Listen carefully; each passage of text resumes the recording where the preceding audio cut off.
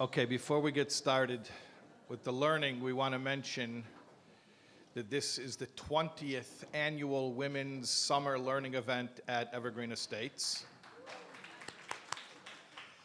And this was started as a personal initiative by Mrs. Tamar Pevsner.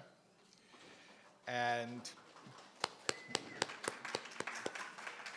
happy birthday. Yeah. This is actually a birthday party. You didn't realize that, but this was started because Mrs. Pevsner's birthday is Zion of, the day after tomorrow, and she shares that birthday with her father, Olav Sholem, whose birthday is also Zion of.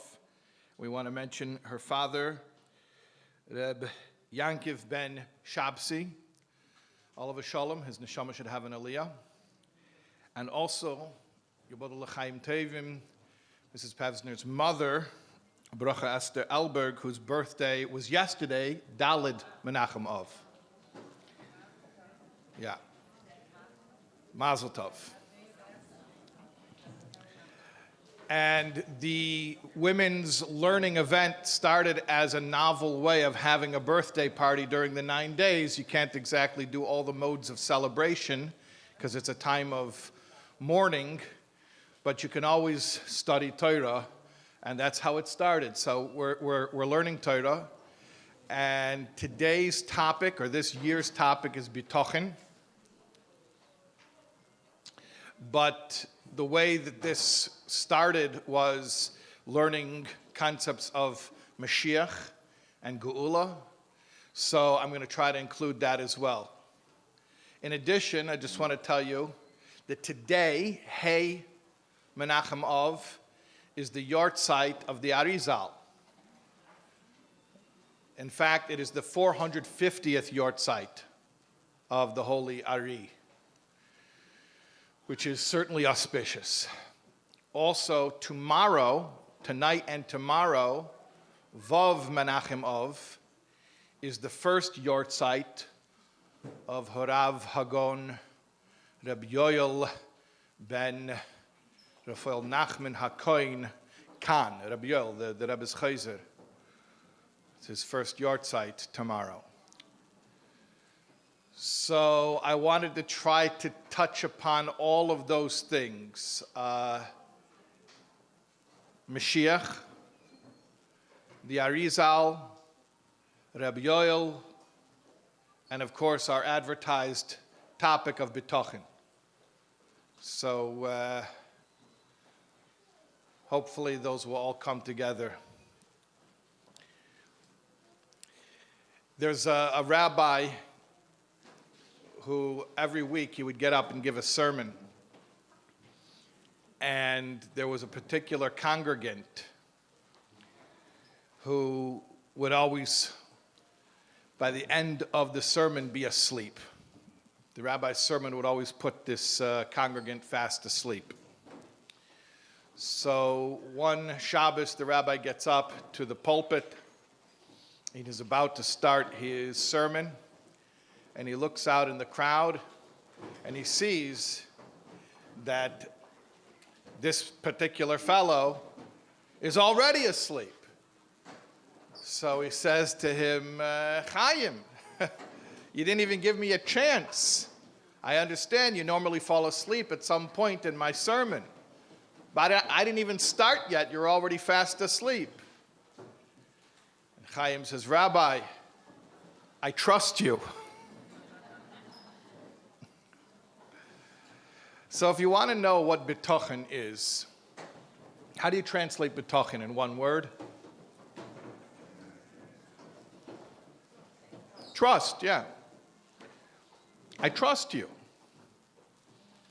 So this fellow, he doesn't have to wait until the rabbi's sermon bores him to sleep. He knows the rabbi's sermon is going to bore him to sleep, so he's asleep already. And if you want the 30-second version of today's learning, I know we're going to be learning for several hours, a real marathon. But if you can't say it in 30 seconds, then you can't make it clear in 3 hours either. So here's the 30-second version. Bitachon is trust, and trust means, in the simplest, most down-to-earth, most relatable, practical, actionable terms, trust means a state of mind and heart where your behaviors are aligned with a situation which has not yet become revealed. Just like Chaim knows to fall asleep before the rabbi even starts the sermon, because he knows what's in store. Bitachon means we know what's in store, and even if we're not seeing it yet, not only we expect that we're going to see it, but we're ready to start now living as if, because we know it's a certainty. That's the 30-second version of today. Everyone got that, right? Yeah, the 30-second version, everyone got that? Okay. So if you got that, then at any point, if I say anything that sounds too lofty or esoteric, or you feel that I lost you, just know that whatever I said was just another way of saying that same point over and over again. If you got that point, you're never truly lost.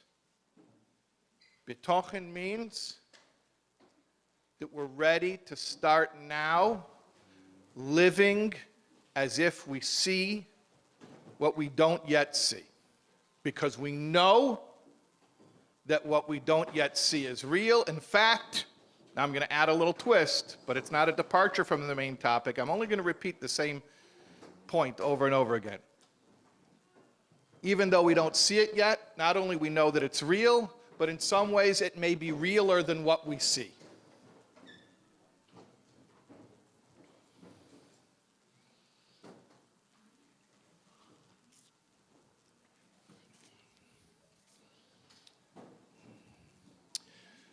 So I'll start with a story of Rabbi Yoel.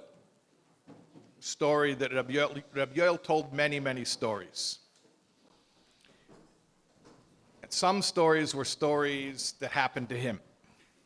So this is a story Rabbi Yoel would tell, but also it's a story about him. He said that he was once waiting for a bus, I believe in Williamsburg. He was getting a bus from Williamsburg to Crown Heights. And he was kind of pacing around, I guess, at the bus stop. It wasn't the bus that he normally took, so he wasn't really sure if he's standing in the right spot or if this is the right time for the bus. So another chassid saw him and came over and said, can I help you? Are you looking for something? Are you waiting for the bus? He said, yeah, I am, and I'm just really not sure. Is the bus coming? So this other chassid says to him, is the bus coming? Is the bus coming?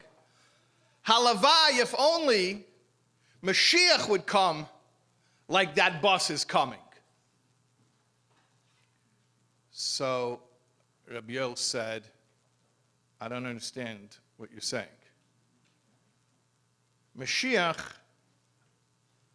of Zicher, 100% guaranteed is coming. Because that's something that it says in Torah. The bus coming? Who says the bus is coming at all? What, just because it came yesterday and the day before and the day before? There's nothing written into the code of the universe that says the bus is coming. But Mashiach's coming. This is something that we know is 100% certainty. So the guy says to him, you must be a Chabadnik. He says, yeah. He says, yeah, I knew it. I could tell from what you just said. So later on, that was the interaction. So later on, Rabbi Yoel was farbrengen, and he was telling that story. And he said, why did the guy call me a Chabadnik because of that statement. Is it because I was speaking about Mashiach? No. He was the one who brought up Mashiach. He said it first. It must have been how I was speaking about Mashiach. And then he started to explain that Chassidus, and particularly Chassidus Chabad, is a worldview, and it changes the way that you understand reality. So that an idea like Mashiach, it's not just that we have a world, we have a reality, we have a life, but we know at some point into that life, into that reality, into that world, will enter this concept called Mashiach. No, that's not it. When you learn Chassidus, what you realize is that the entire reality that exists, even now, before the Geula, was only created for the sake of Geula and redemption and Mashiach. And that it's not that Mashiach is something that comes as an addition to everything else, but that every moment of reality since the creation of the world has been part of a process that culminates in redemption.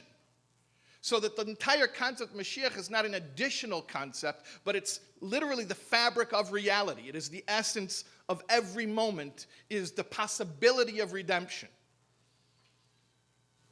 And that possibility of redemption in every moment is actually more real and more dependable than things like expecting buses to arrive just because they've arrived every day for as long as you can remember.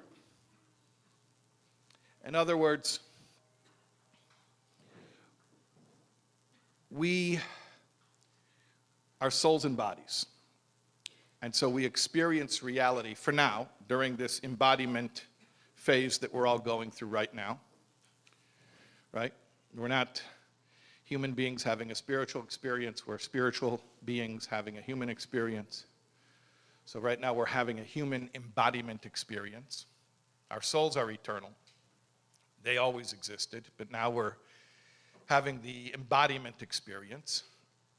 And in the embodiment experience, we gather information through our senses, our five senses, what we see and hear and smell and taste and touch. And then we decode that information and we start to figure out reality around us. We start that from the time we're babies, right? And we start to try to make sense of what reality is, what's real. And we become very enamored with what we feel is the tangibility of reality.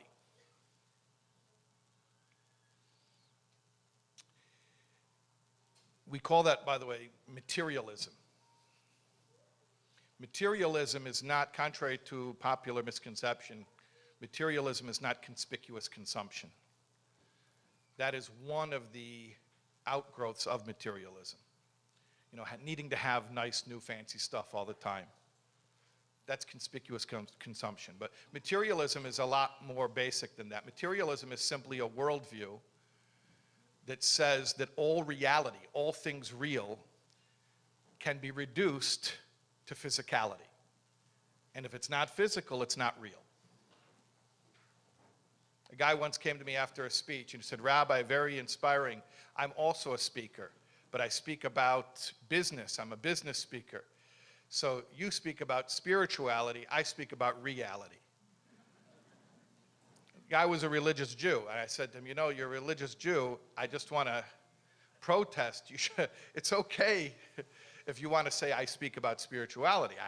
I hope I do. But don't say that that's distinct from reality. And don't say because you speak about business that you're the one speaking about reality. I would like to think we both speak about reality, just from two different angles. There's the spiritual aspect of reality, there's the material aspect of reality. I would also hope that you as a religious Jew believe that the determining reality, or the determining aspect of reality, is the spiritual one, and then the material is a manifestation and an outgrowth of the spiritual.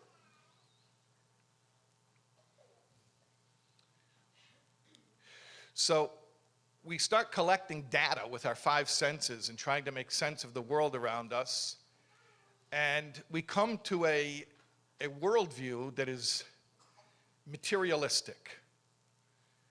If I can't see it, hear it, touch it, taste it, smell it, it's not real. And that's why we can become very enamored with the scientific method and empiricism,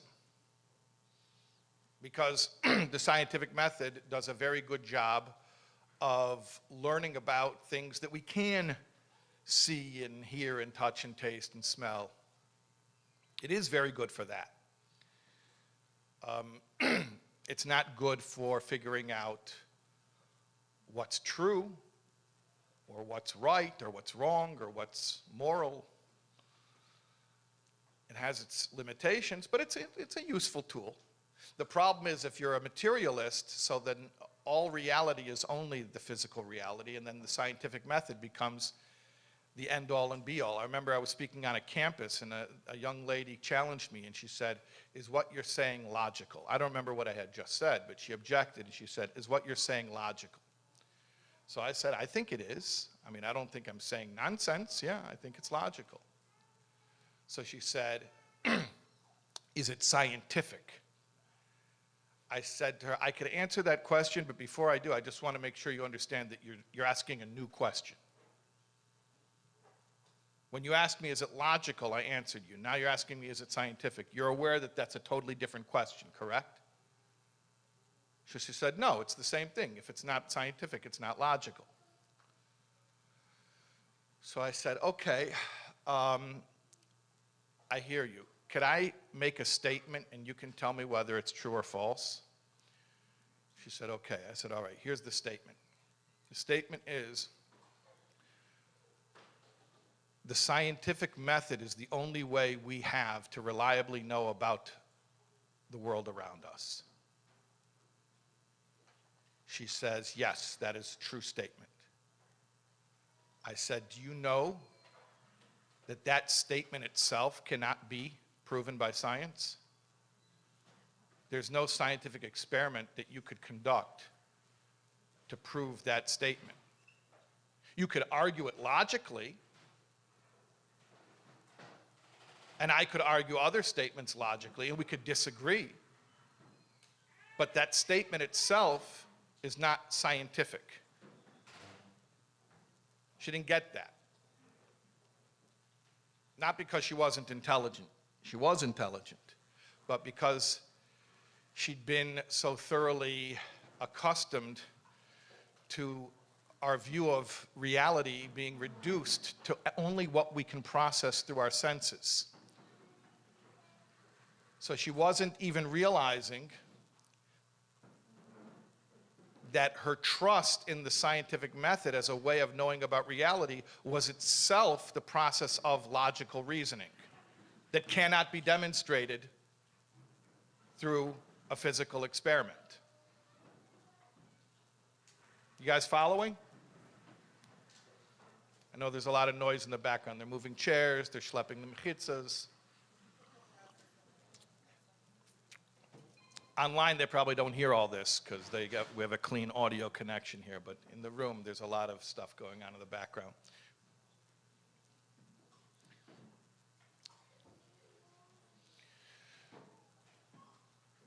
So the question is, what's more real? What my five senses tell me, or what the Creator has revealed to us?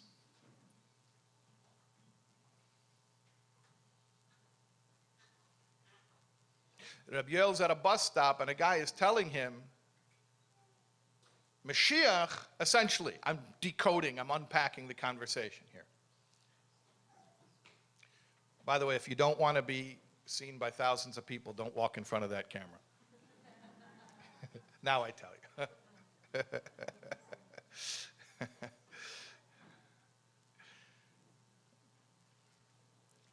The guy is essentially saying Mashiach is an abstraction. I mean, ani mamin b'emunah shlema, right?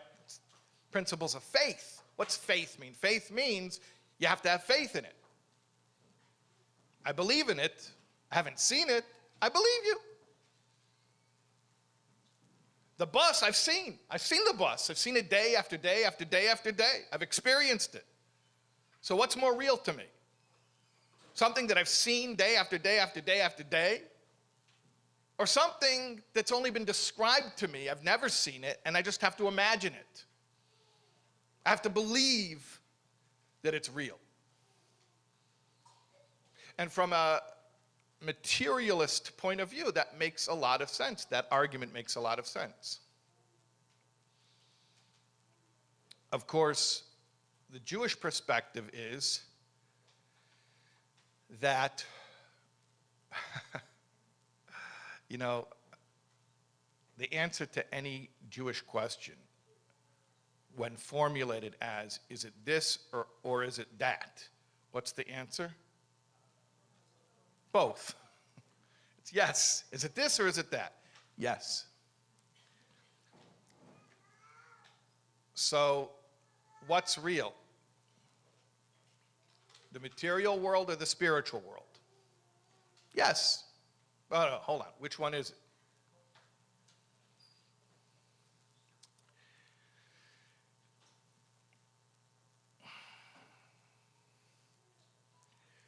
It's very easy to have faith if you deny the reality of the material world. It's very easy to say, this world is just a dream. It's not real. There's a world of truth. We didn't get there yet, but that's the real world. That's easy. It's just as easy as the other extreme, which is this world, the physical world, is the only reality, and anything else is a fantasy. Both positions are denying the other in order to, I guess, simplify things. I used to study with a Buddhist priest. Now, you want to take one guess in the world why I used to study with a Buddhist priest? He was Jewish, of course. Of course. Because when a Jew becomes a Buddhist, God forbid, he can't just be a regular Buddhist. He's got to be the Buddhist priest, right? Like they say, the Jews are like everybody else, only more so. So he was a brilliant guy. He was a genius, smartest guy I ever knew, actually. And yeah, it was actually heartbreaking because I studied Torah with him. Actually, we used to study Shaar Habitachon together, which is the second volume of Tanya. And he was so quick. He used to grasp concepts in Chassidus so quickly. You know what the sign of grasping concepts quickly? He would be able to say back to me the ideas that we had studied in his own words, but he was able to make jokes about what we had just learned, and the jokes were actually funny. That's the sign of real command of the material. So he was a very special person, and I could talk to you all day about him, but I'll just mention one thing. Actually, his Yortzeit is coming up. I'm going to look it up. I have to look up the date. I believe it's coming up very soon. He passed away. I'll just tell you a little bit about his background because it's pertinent to the story. He had a PhD from Princeton in philosophy. And he was sort of like Yisro, you know, Moshe's father-in-law, Yisro. He worshipped every idol worship in the world until he came to believe in the one God. So my friend, he never got to the second part. He never got to officially proclaim his belief in the one God, although every time we would study together, he would put on tefillin And he would tell me, there's nothing in Buddhism that prevents me from putting on tefillin. I told him, I'm not worried. He was worried I'd feel guilty. I was making him do a Buddhist Avera. I said, I'm not worried. Anyways, people always ask me that question. Whenever I tell that story, they're like, oh, so he did tshuva and he became frum. And no, he didn't. But he used to study Torah with me, and so like I said, he had a PhD in Princeton from in philosophy. So he had studied every philosophy in the world.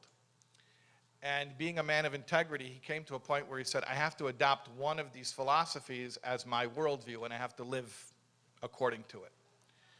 So Judaism was the first ideology that he crossed off the list because he had been to Hebrew school and he had a bar mitzvah. And based on that experience, he knew that Judaism had nothing to offer. Unfortunately, that's the story of so many American Jews who were given a very distilled or very rather diluted version of Judaism, and it was a turnoff for a person like him. So he explored, finally he found Buddhism and he committed himself wholly to that, and he became a Buddhist priest. So what I'm telling you is, just remember, bear in mind for the story, that he was an expert in all of the world religions and philosophies and ideologies. At any rate, we were studying once. I don't remember what I said that triggered this, but I remember all of a sudden he starts screaming, "That's radical!" And I said, "What?" He said, what you just said, that's radical." I said, "What did I say?" He couldn't calm down. He just kept saying, "That's radical, that's radical." I said, "What's radical?" And finally, after he calmed down, he explained it to me. He said, "Nobody says what you guys say. Nobody." And remember, when he says nobody says this, he knows what he's talking about, because he had studied all the ideologies and philosophies and religions in the world. So when he said it, he meant it. He knew what he was talking about. I said, "What? What does nobody say but us?" He said, now listen to what he said. "There are those who will argue that the phenomenological universe does not exist." The phenomenological universe means the world where stuff happens, the physical plane. So there are those who will tell you that that is an illusion, doesn't really exist. There are others who will tell you that it does exist, but it only exists as a stepping stone in order to get to a more important reality. Then, of course, there are atheistic, materialistic worldviews who say that only the physical world exists and there is no other reality. But nobody says that the physical world exists, the spiritual worlds exist, and that the ultimate purpose of it all is in the physical world. He said that is radical.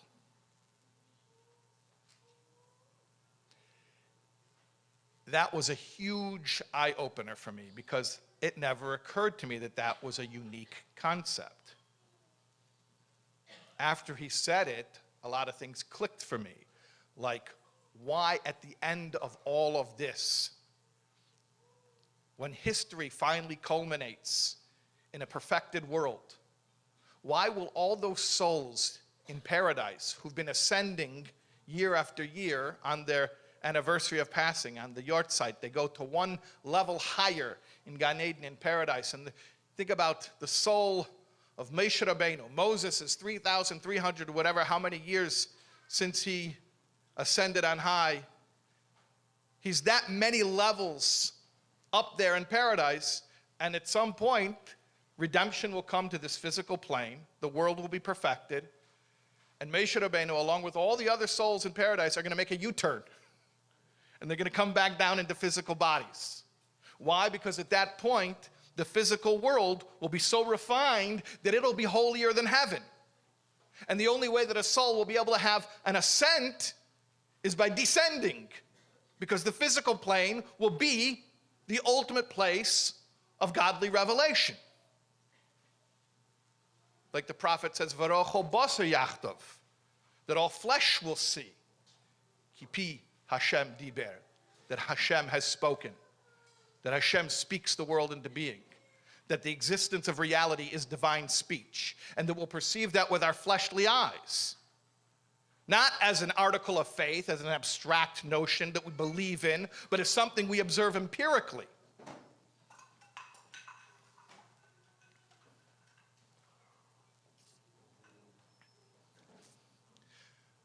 So my friend helped me to realize that that was a uniquely Jewish concept.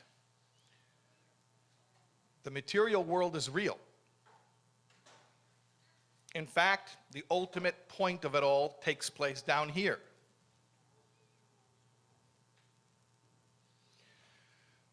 But the material world is not, certainly not, the only reality. And what we see and hear and smell and touch and taste is not the final arbiter of what is real or not real. So, what do you trust more? That the bus is coming because you've been on that bus and you've seen that bus and it came yesterday and the day before and the day before that? Or that Mashiach is coming because the entire world was only created for that purpose, and that every moment that Mashiach is not yet here is still a moment full of Mashiach potential. Which is more certain, which is more reliable, which is more real?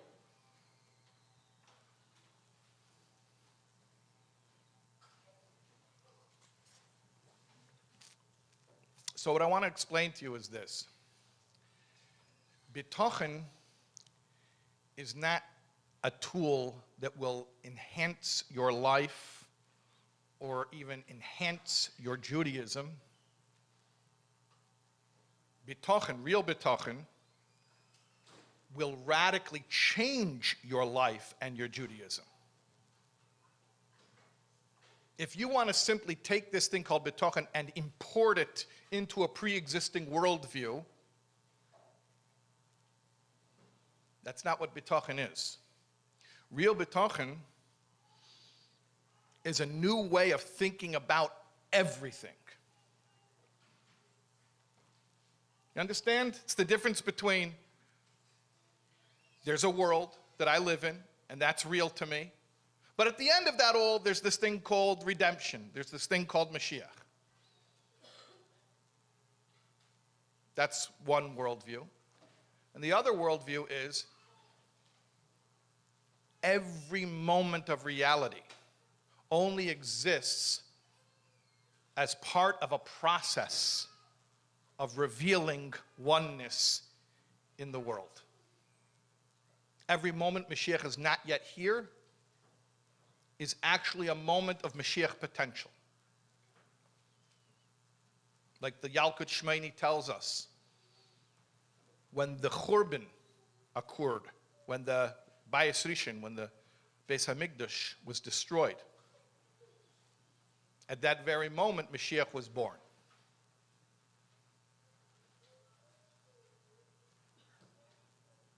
That even the destructive parts of the process are part of the process. So Mashiach isn't something that happens at the end of the process. Mashiach is something that's been happening all along, even in the horrifying moments of our collective history and of our personal lives. About Rabbi Akiva and his colleagues who went to the Temple Mount. And they saw the Beis HaMikdash in ruins. They saw the site where the Holy Temple had stood on the Temple Mount. They saw that it was in ruins. They saw foxes running around. For us, foxes might sound like kind of exotic. So I don't think it triggers the right reaction in this crowd. But, you know, think about like raccoons or something.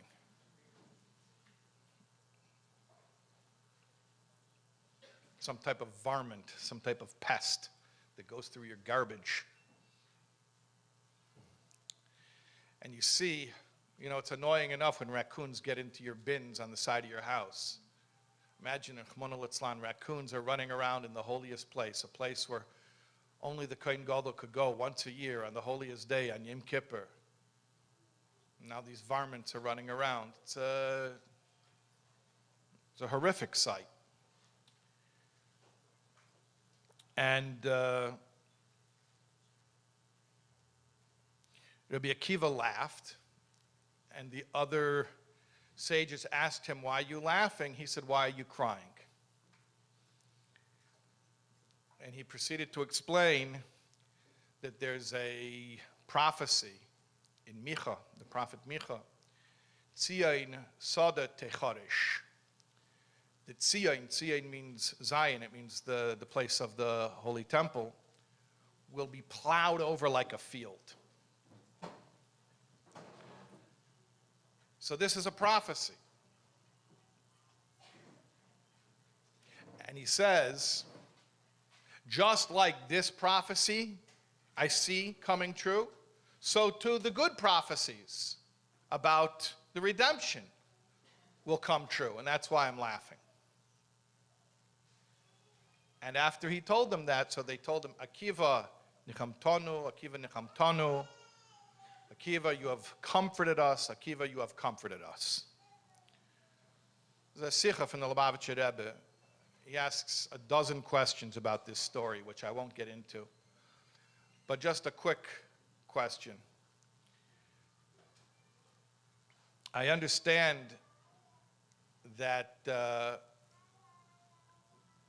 Rabbi Akiva was consoled by the knowledge that just like the negative prophecies came true, the positive prophecies would one day come true as well. But laugh. Okay, I'll ask another question too. Presumably Rabbi Akiva believed that Mashiach was coming not because he saw foxes, but because it's a basic article of our Jewish belief. He needed to see foxes in order to know that Mashiach is going to come eventually. So that's another question. All right, I'll ask you a third question. Why did they say it twice? Akiva, you have comforted us. Akiva, you have comforted us. Why twice? You following? There was a Yid in Russia who got thrown in prison. And his wife wrote him a letter. And she said that it's time to plant the potatoes.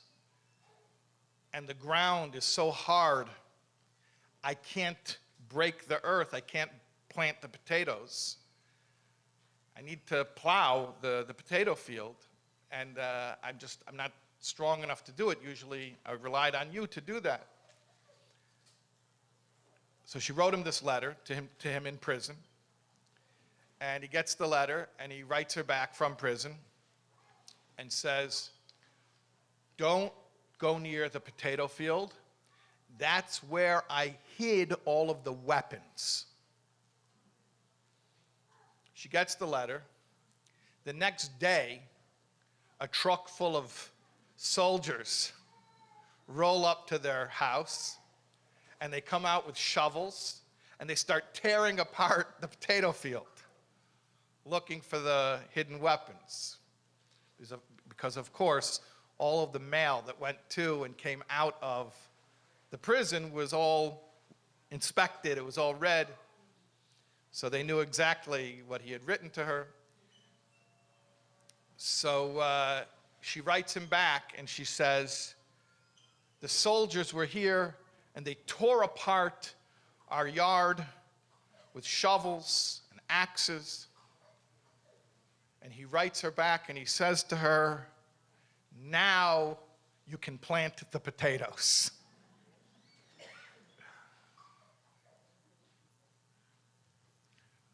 was that act, when the soldiers were tearing up the yard with shovels and axes, was that act an act of destruction or an act of growth?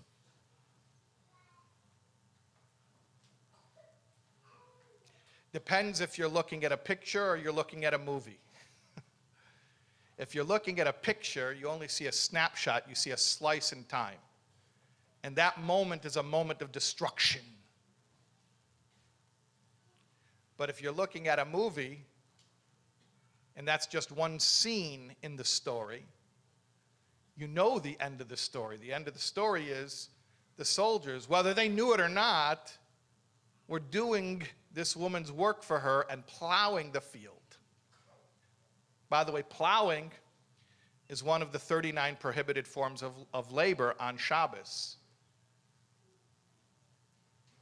The 39 prohibited forms of labor are only prohibited because they are productive. If it's prohibited on Shabbos, it's because it's an act of productivity.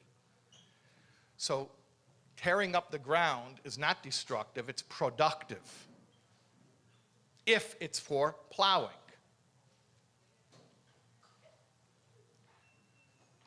That's what Rabbi Akiva meant when he cited that particular verse in the book of Micha.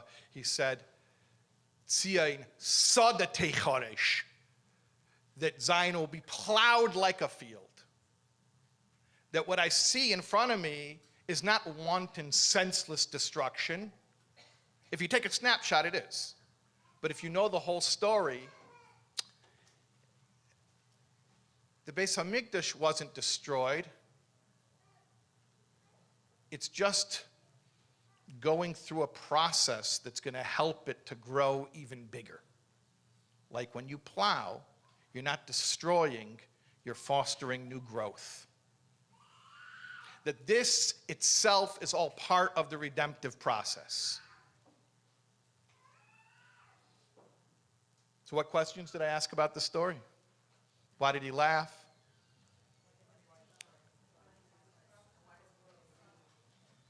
Why did he react to that particular detail of the foxes running around and seeing the Beis HaMikdash plowed over? Didn't he already believe? And why did they tell him twice, "You've comforted us"? Very simple. Of course, Rabbi Akiva believed that Mashiach would come. But you think that Mashiach coming, you think redemption means one thing. You think it means only one thing. It means a lot of things. There are a lot of different scenarios of how the redemption can look, and a lot of different levels.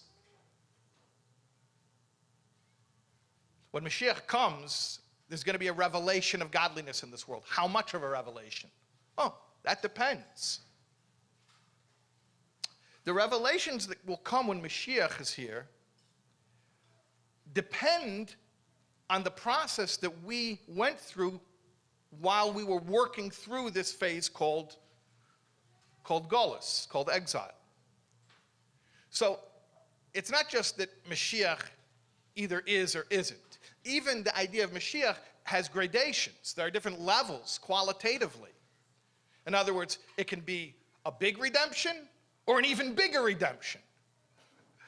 So Rabbi Akiva, when he saw how thoroughly the destruction was, in other words, how much plowing there was, he said, oh, you do that much plowing, then proportionately, commensurately, you're going to have that much more growth. So he laughed because it wasn't just he was consoled by the idea that eventually there would come a redemption after the destruction. He laughed because he saw an act which to him was part of redemption.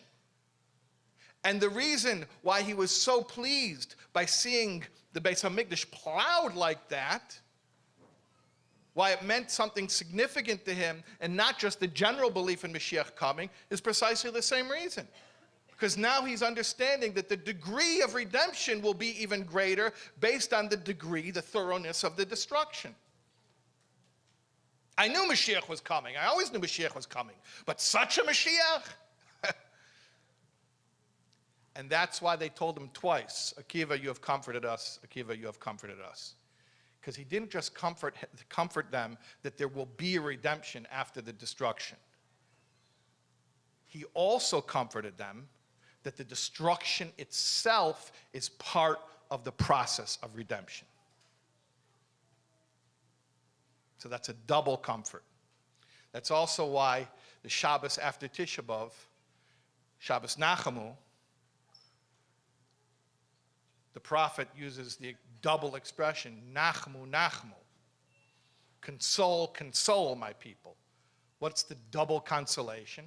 That not only after the period of exile there will come a redemption, but the double consolation is even the moments of exile are part of the process of redemption.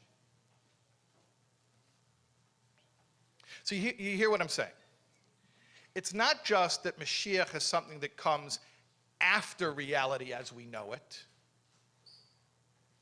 Mashiach is actually the underlying reality of the entire process that we are experiencing, which is a redemptive process, even the moments of destruction, even the moments in your life when your personal holy place has been torn apart. It is not being destroyed, it's being plowed for the purpose of greater growth than would have been possible without the plowing. So it's not just that after we go through the pain, we're going to get the comfort. What kind of cruelty is that? A zero-sum game. Hashem is going to put us through all types of torture, and at the end, he's going to give us a hug and make it all better. God forbid. You think that's what it is?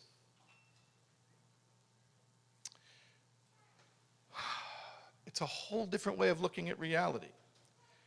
Even while we're going through our pain, we are already engaged in the redemptive process. Understand, I'm going to say it again. It's not just we go through reality as we know it and all the pain and all the travails and the tests and the horrors, and at the end of it all, Hashem makes nice and comforts us. God forbid.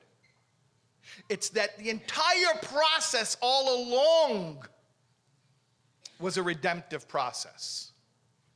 And in fact, the more harrowing it is, the more deeply the plowing, the greater the growth that will follow.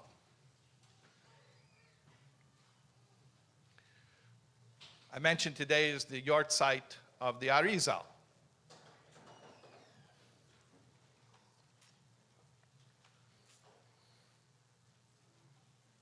A teaching from the Arizal. The Rebbe spoke on his father's yard site, Chof Av, which is coming up in a couple of weeks. Tov Shin Mem Beis. And shared a teaching in the name of the Arizal, the Holy Ari, Rav Yitzchak Luria. I told you, 450 years, right? It's a big deal. I don't know what it means, but it means something. You know how old the Arizal was when he passed away, by the way? 38, yeah. Somebody said that back then, 38, yeah. Remarkable. And he was only really known as a teacher for less than 2 years. He used to walk around Sfas with Chaim Vital. He told him, you don't have time right now to write. I'm just going to dictate, and very soon there will come a time where you're going to have plenty of time to write. And then the Arizal passed away, and Chaim Vital sat down and transcribed all of the teachings of the Ari. That's why the name Kisvei Arizal is a misnomer, because the Arizal didn't write it, Chaim Vital wrote it. At any rate, a teaching from the Holy Ari. There's a posuk, Bilo Hamovas Lo Netzach, that when Mashiach comes Death will be swallowed up forever. Umocha Hashem Dima mi'al kol panim. And Hashem will erase or wipe away the tear from every face.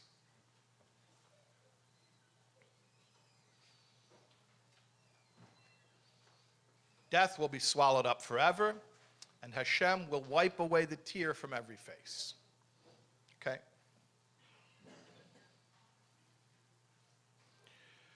The Ari says, Dima, the word for tear. Im hakoilel bigamatria moyed. I'll say it in English. The word dima, which means tear, in that verse, death will be swallowed up forever, and God will wipe away the tear from every face. The Hebrew word for tear, dima, daled mem ayin hey. Im hakoilel, you know what im hakoilel means? When you do gematria, sometimes you add one more for the word itself. So Dima is 119. Daled mem ayin hey. Daled is 4, mem is 40, ayin is 70, hey is 5. That's 119. You add one more for the word itself. That's 120. 120 is moyed, mem vav ayin daled, which means a holiday or a festival. So Dima, tear, ima koilel, is the same as moyed, a party, a happy occasion. What does that mean? Tears and parties? I guess that's the source of it's my party and I'll cry if I want to. What does that mean, tears and parties? A tear is the opposite of a party.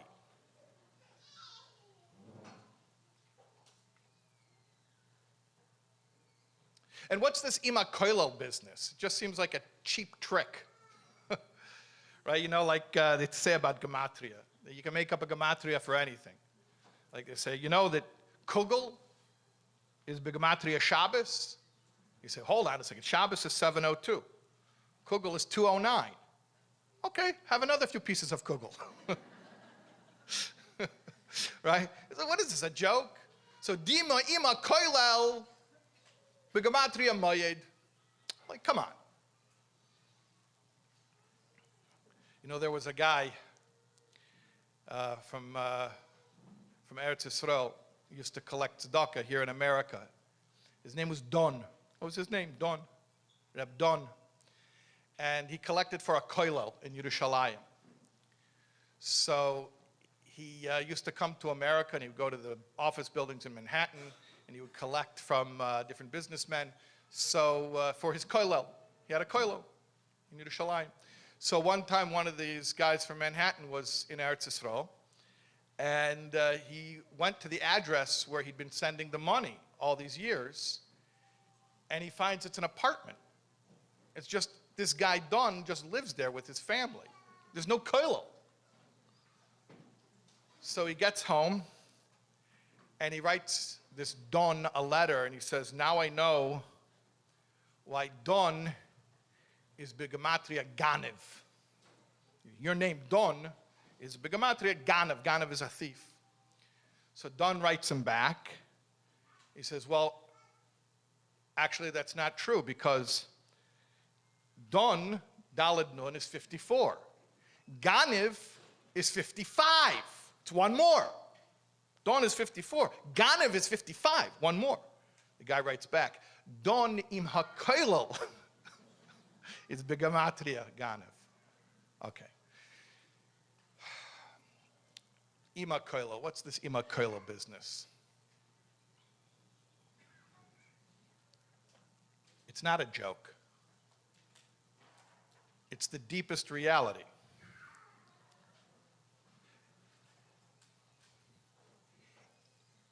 If Hashem is only going to come at the end of all of this and take away your tear, then what purpose did it all serve? Like I said before, that's a zero-sum game. That's like investing $1 million and only getting back $1 million. So you didn't make $1 million, you made back your investment. You broke even. Where you dig a hole and you fill it up again. You didn't accomplish anything. So at the end of this all, Hashem's going to just comfort us. Oh, it's all better now. Well, better now. Better now. Thank you. But what about all the hell that I went through until now? Nobody thinks about that. You're afraid to say that. You think it's heretical. It's not heretical. It's heretical not to say it.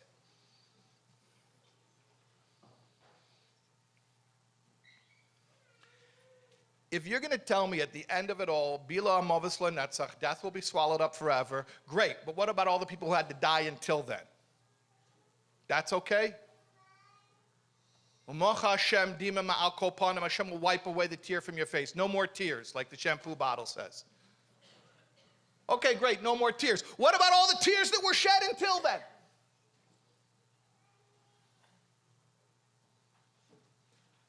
So here's the vort. It's not destruction, it's plowing for greater growth. Every moment of loss was the preparation for greater gain.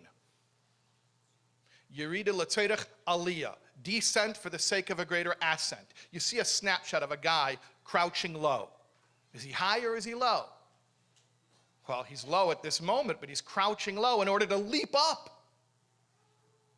And in fact, the lower he crouches, the higher he's going to leap. The more thorough the destruction, the more complete the ensuing redemptive process will be. So here's the vort, how the Rebbe explained it. Dima, on its own, is 119, and it will never amount to Moed, which is the celebration, the good times that are coming. It's Dima im HaKoilel. HaKoilel here means the big picture. HaKoilel means when you take it all into account. In fact, once you see the big picture, you realize the tears on their own were actually non-existent. They weren't real. On their own, taken completely on their own. What do I mean they're not real? They serve no function. They serve no eternal purpose. And what's the greatest proof? That eventually they'll be removed forever. So if it'll be removed forever for an eternity, then all the time that it temporarily existed means it wasn't really so real. Because that's the point. Tears on their own serve no function or purpose. Tears as part of a process, im hakoilel, with the big picture, serve a function. And that's what I'm telling you.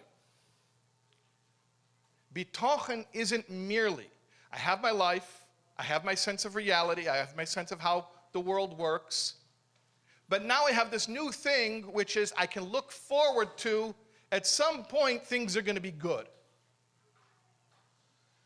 That's not Bitachon. Bitachon is a completely new worldview that doesn't just change how you look at the future, it changes how you look at and live in the present moment now. That even now, before my Yeshua, before Hashem has answered me, in this second before redemption, I'm already engaged in the process of my redemption. And there are no setbacks and there are no detours because everything that happens is only part of the process.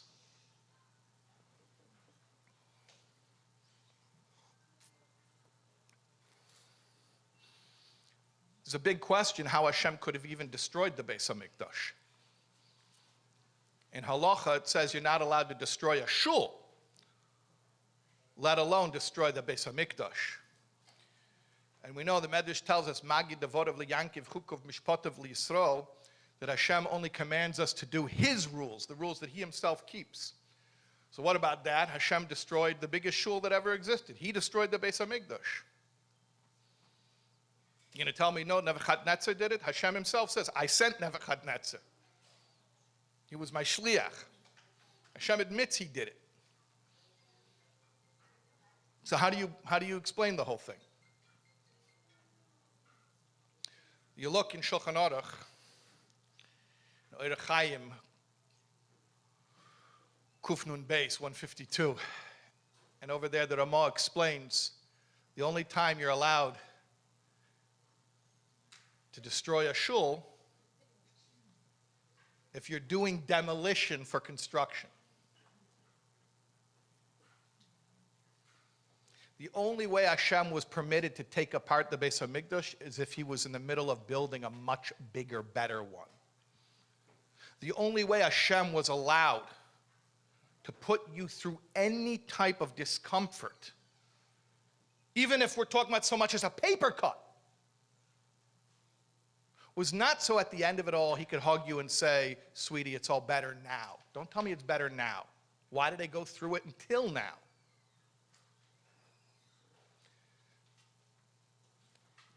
Dima im hakoilel.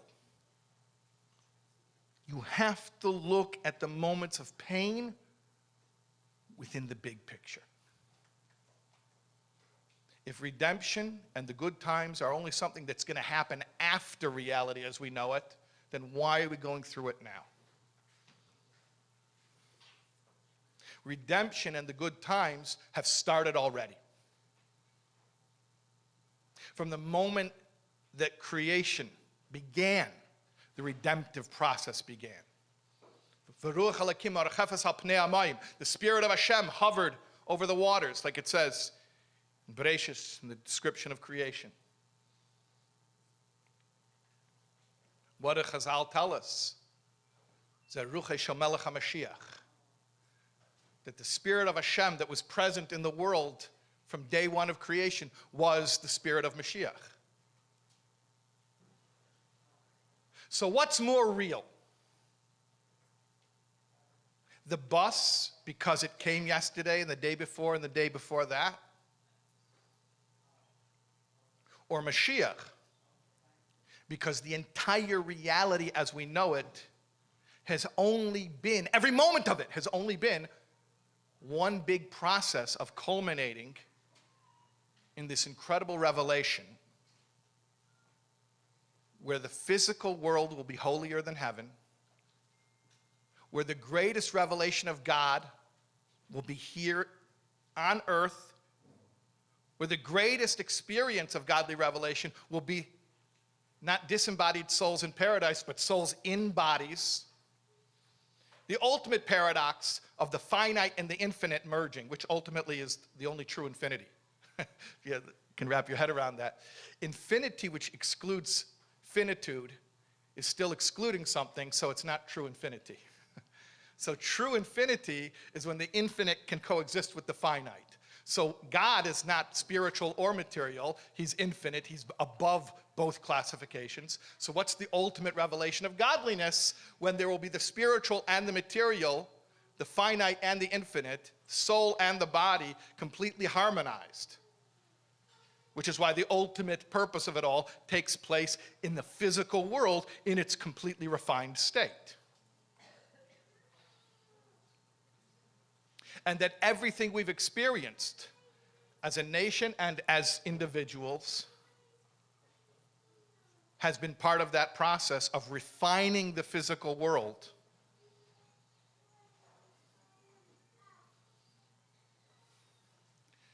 There's a letter in the Igros Kodesh.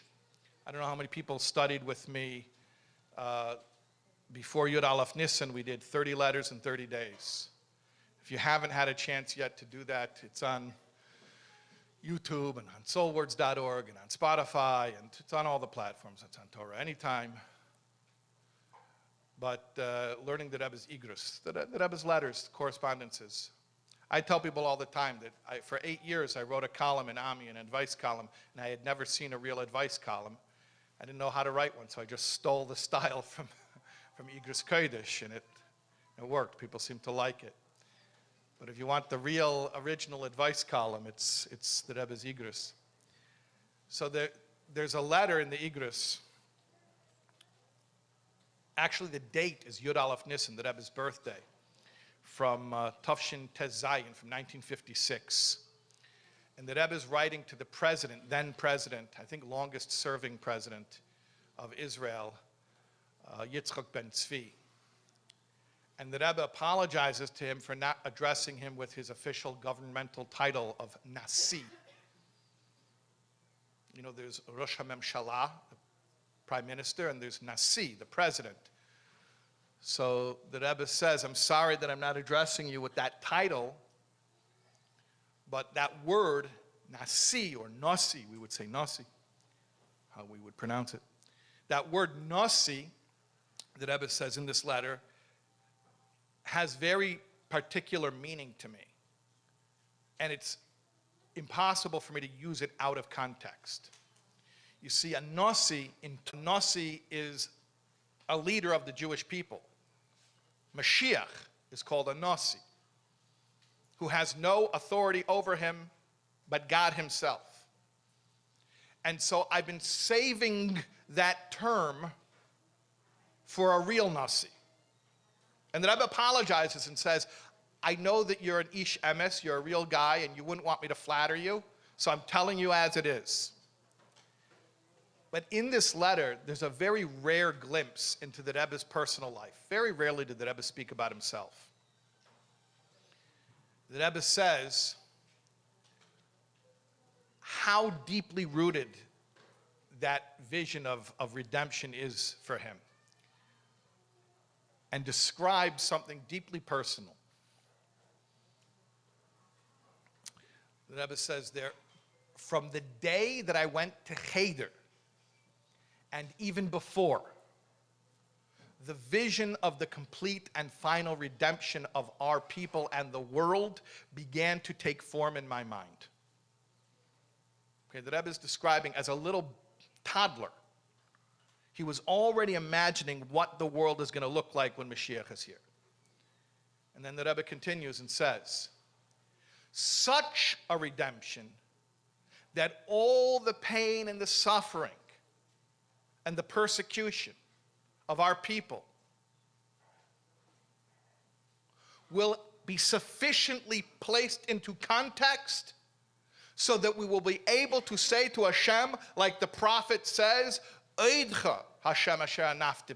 I thank you, Hashem, for having chastised me, for having acted angrily toward me. Not only, you understand what that verse means.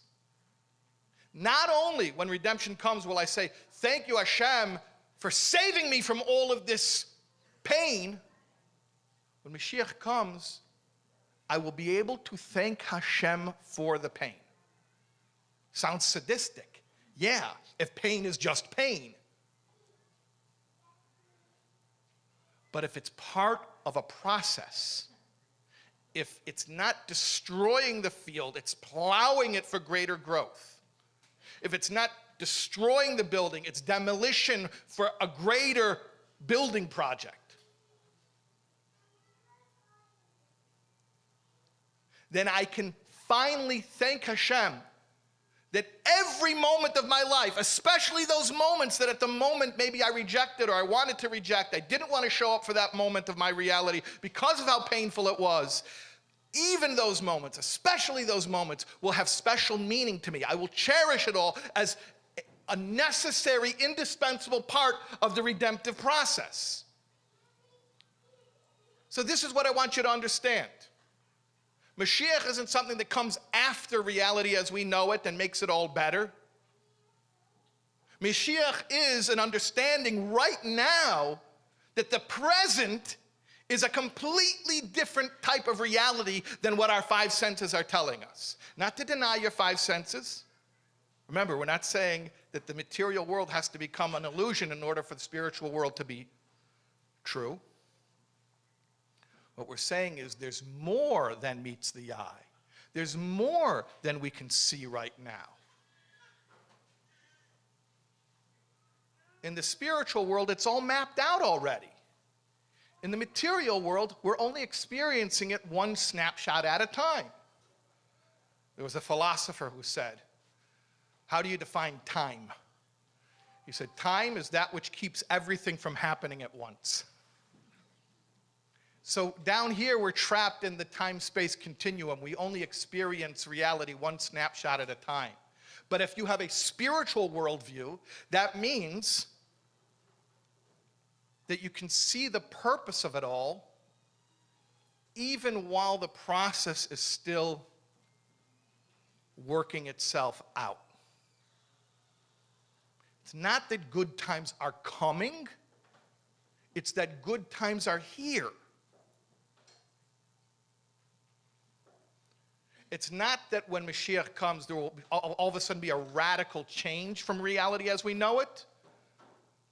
But to the contrary, everything that was going on will finally click into place and we'll say, that's what it was all about. I wish I had figured that out earlier. Well, I got news for you. Today is an opportunity. The Arizal's Yortzeit, 450th Yortzeit. It's got to be worth something, right? Today is a day when we can start to appreciate that good times are here. And that even when we're going through what we perceive as setbacks, even when we're going through what we perceive as pain, it's part of a process. And Hashem would never put us through it if it weren't necessary, and if it weren't going to lead to something greater than what he could have led us to if he would have taken us through the comfortable, easy route.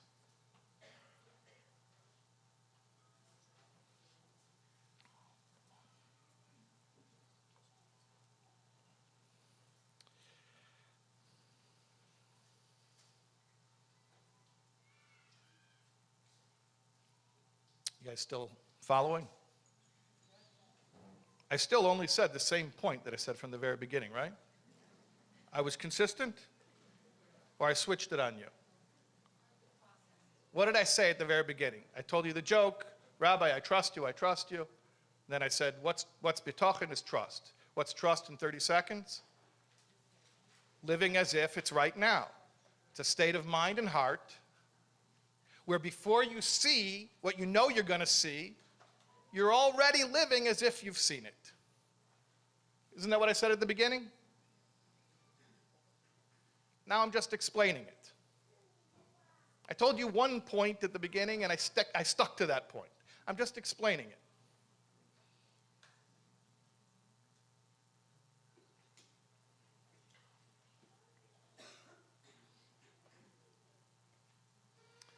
There's a story about the 10 martyrs, Sore Hirugi Malchus, that's in the Machzer on Yom Kippur. On Yom Kippur davening, we read about the 10 martyrs.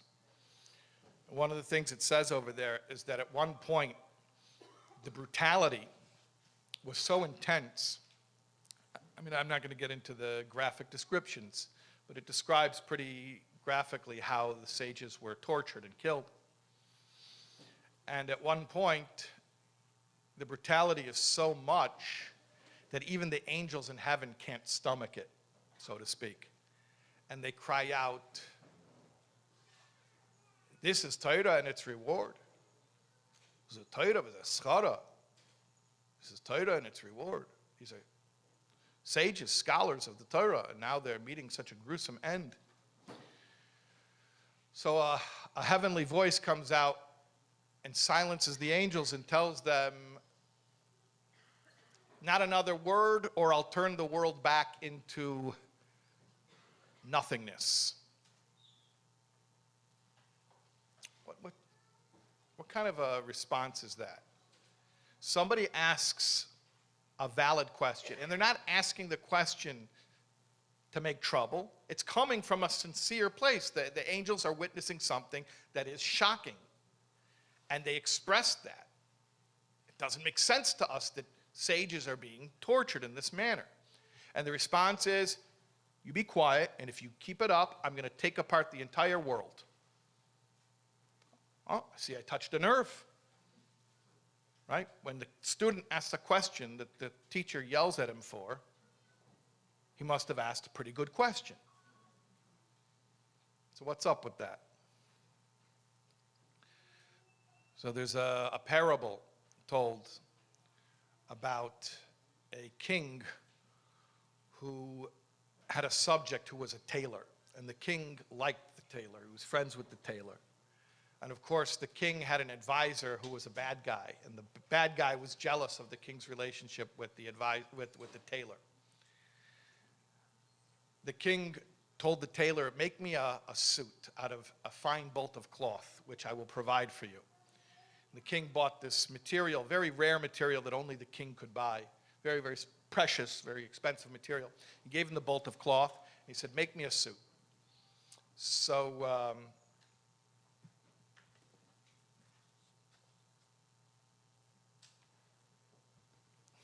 the tailor goes and he makes the suit for the king. And he brings it back to him. And the king tries on the suit. He loves it. He loves the suit. The king says to the tailor, I love the suit. The advisor's getting really jealous. He comes over to the king and he says, ask him for the extra cloth.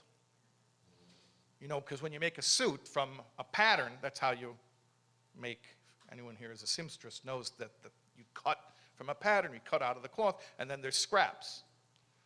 So it's a known thing. The tailor's supposed to give you back the parts of the cloth that he didn't use. So the advisor tells the king, ask the tailor, where's the extra cloth? He didn't give you any extra cloth. He's stealing from you. Remember, it was really expensive material. So the king hears this and yeah, you're right. Yeah, I got a point. So he says to the tailor, listen, I paid for the cloth. I gave you the cloth. You kind of owe me the cloth. Where's the extra cloth? So the tailor says, no problem. I'll show you where it is. Give me your hand. The king reaches out his hand, and the tailor takes a pair of scissors. And he goes to the seam of the new suit, and he's about to cut the first stitch. The king recoils. He says, what are you doing? This is a beautiful new suit. I love it. Don't cut it up. So the tailor says, I kind of knew that your advisor was going to make trouble. So here's what I did. I designed a pattern for this suit that utilizes every single square inch of the original bolt of cloth. There is no extra cloth. Normally there's extra. There is no extra here. It's all used in your suit. But to prove it to you now, I have to cut along the stitches and I have to undo your whole suit, and then I'll lay it out on the table in front of you, and you're going to see the entire original bolt of cloth there. Every single square inch of it is there and accounted for because it's all in the suit. So the king says, you know what? I believe you. Leave it alone. Don't cut up my suit. I like this suit. So that's a parable. What's the lesson? The angels are watching a snapshot. The brutalization of the sages. And they cry out, how can this exist in your world, God? And God answers them truthfully. You want to know the answer to how this moment makes sense? Okay, I'm going to have to undo the entire reality. I'm going to have to return it to its pre-created non-existence. I'll have to take you back to tohu vavayu, to void and nothingness. And from that perspective, you'll be able to see how every square inch of cloth, so to speak, how every moment of reality is accounted for and was planned and was indispensable. But if you're in reality already as it's unfolding in the time-space continuum, if you're already in creation, you can't see it. Just like you can't see the entire bolt of cloth when it's in the form of a suit. You can wear the suit, but you can't see how it's a complete intact bolt of cloth.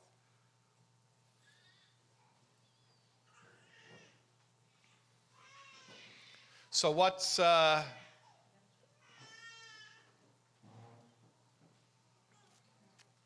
going to break for lunch in a minute.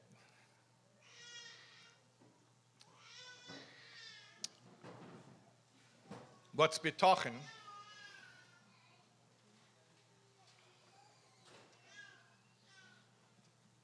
Is knowing that even right now,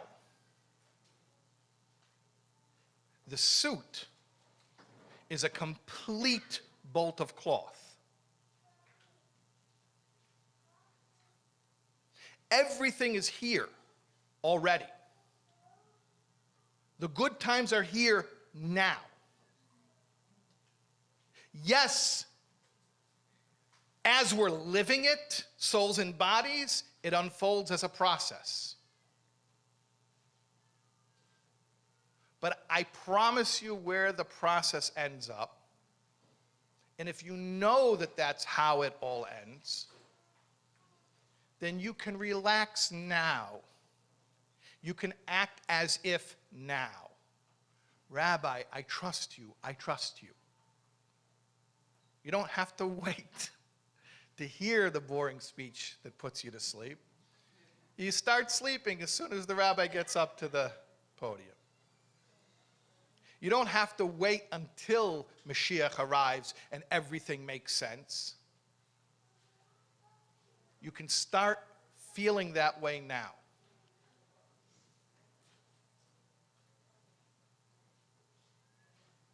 Hashem doesn't need our worry. It's not productive. But deeper than that, if these kinds of things matter to you, and I assume you do if you came here for a day of learning, not only is our worry not productive, it's a fundamental denial of the nature of God's reality. Why are we worrying when the process is always on track?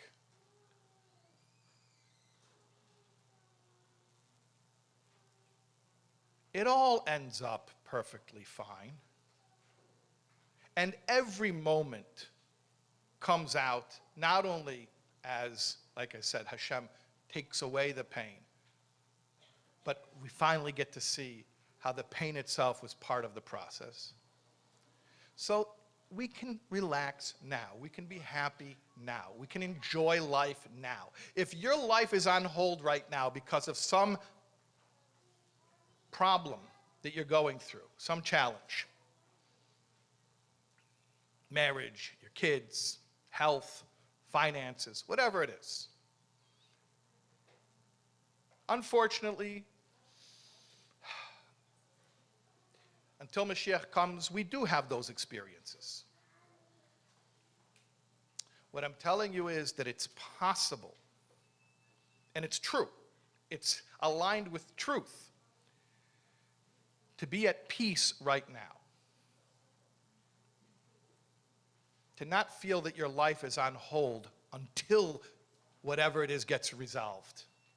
Your life's not on hold until whatever it is gets resolved. Your life is moving. It's in flux. You're alive right now. This is part of your story. In fact, apparently a pretty darn important part of your story for it to be worth it and justified to be going through discomfort. Because Hashem would not put you through discomfort if it weren't necessary.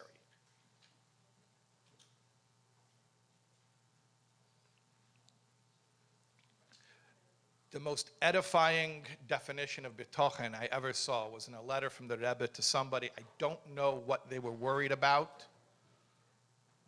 but the Rebbe says, you need more Bitachon. And in case you don't know what Bitachon is, I'll tell you what it is. You know that feeling of complete relief that you're going to have when your current troubles are finally behind you?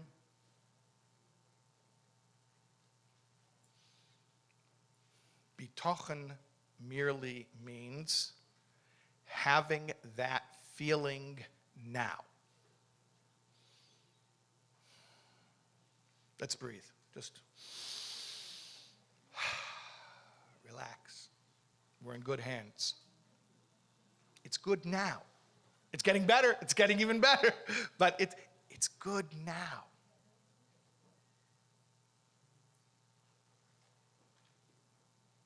Tell you my favorite story in the whole world, and then we'll break for lunch. My favorite story in the whole world, and I love it because there's nothing dramatic in it. There's no puddets. There's no dungeon. It's like the most boring story in the world. It's actually just a bunch of people talking.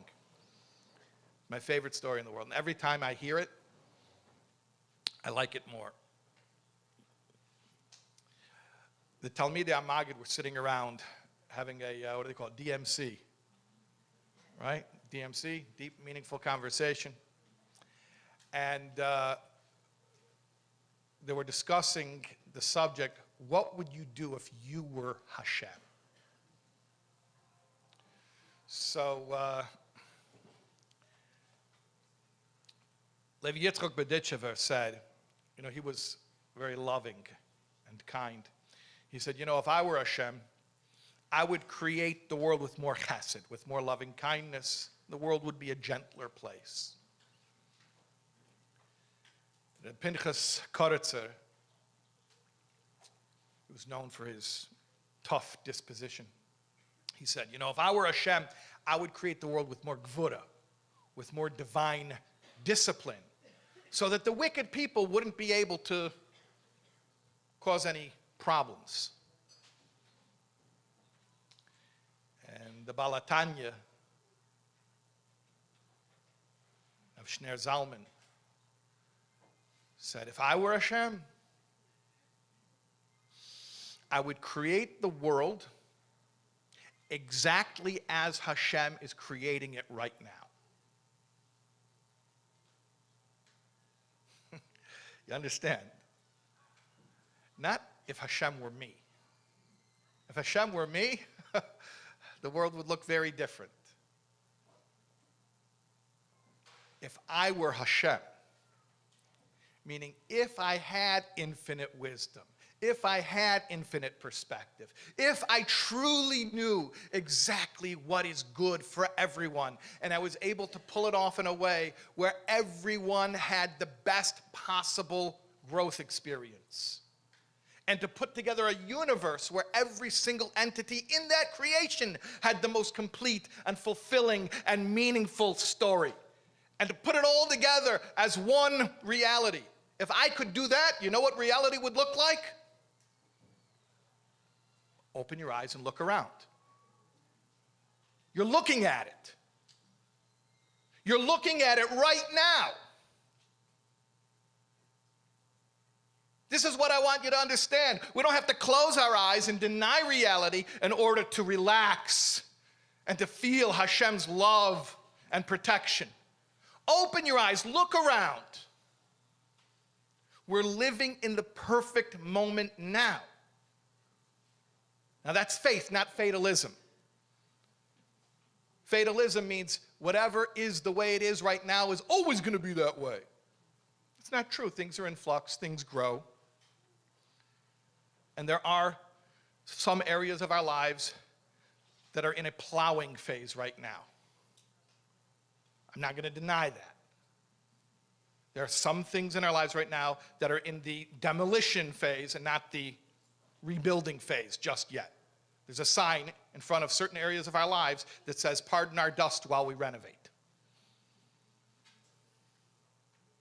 So it doesn't mean that everything's going to stay the same. No. Things are moving, and they're working themselves out, and everything is culminating in a healthy, positive outcome for everyone involved. So things are growing, things are in flux, only for the better. But what I'm saying is now is a perfect now. Not a second from now, because a second from now is a different now. But now is perfect for right now.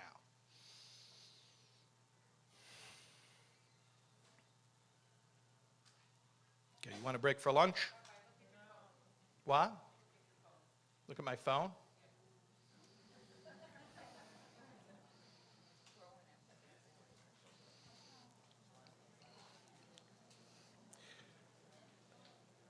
The next session will be starting at 1:15. We're going to push it a little late because I spoke too long. I didn't see anyone falling asleep. And we want to thank the ladies of Evergreen for making this lunch possible. Okay, we'll break to 1:15. Okay, a couple of orders of business as we start our second session. First of all, as Mrs. Pevsner mentioned, we are going to do Q&A. So if you have a question, you can write it down, and God willing, we'll get to it. Also, people may have noticed that there are these books. This is The Gate of Trust, English translation of Shaar Habitachon, along with commentary that was put out by the editorial staff of Chayenu, which is a Torah periodical for daily Torah study. And this particular book, Gate of Trust, as you may notice if you look in the fine print at top, it says the Felig edition. I believe later at the end of this session, we're going to be joined by a special guest who was involved in the publishing of this groundbreaking work, and we're going to talk a little bit to him about the book. People who are on the other side of the mechitza and talking, even though you can't see us, we can definitely hear you.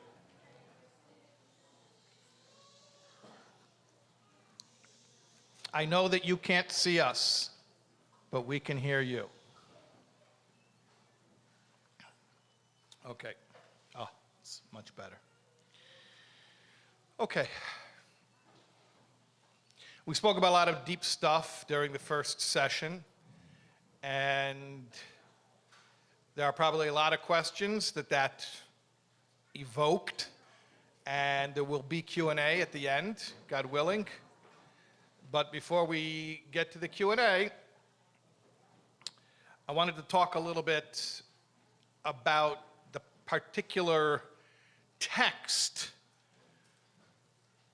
Shaar Habitachon, of the Chovos HaLevavos of Rabbeinu Bechaya. Rabbeinu Bechaya ibn Pakuda, not to be confused with Rabbeinu Bechaya ben Asher. Rabbeinu Bechaya ben Pakuda ibn Pakuda, to use the Arabic title properly, lived in Spain about 1,000 years ago, from 1050 to 1120. Common Era. And he composed a book called Chovos HaLevavos, which means duties of the heart, as opposed to the duties of the limbs. Duties of the limbs refers to the behavioral code of Judaism, the things that you have to do, how to observe Jewish ritual. Chovos HaLevavos, duties of the heart, is talking about the emotional aspect of Judaism, what you're supposed to feel. And there are 10 sha'arim, 10 gates or sections of Chovos HaLevavos. One of those sections is known as Shaar Habitachon, the Gate of Trust, and it's all about the subject of trust.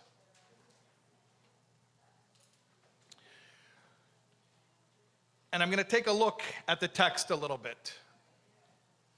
Now, if you're looking for a real in-depth class on Shaar Habitachon, I will recommend, here's a little self-promotion, but there's a 46-class series that I did on Shaar Habitachon. We go through the entire text, every single word of it. We read it in Hebrew, we translate into plain English, and you can find that on soulwords.org, you can find that on YouTube, you can find it on Torah Anytime, you can find it on all your favorite podcast platforms like Spotify and Google Podcasts and Apple Podcasts. But we're just going to give you a little taste today of Shaar Habitachon. In the beginning of the book, there's an introduction, there's a hakdama. And Rabbeinu Bechaya tells us something very interesting about Bitachon.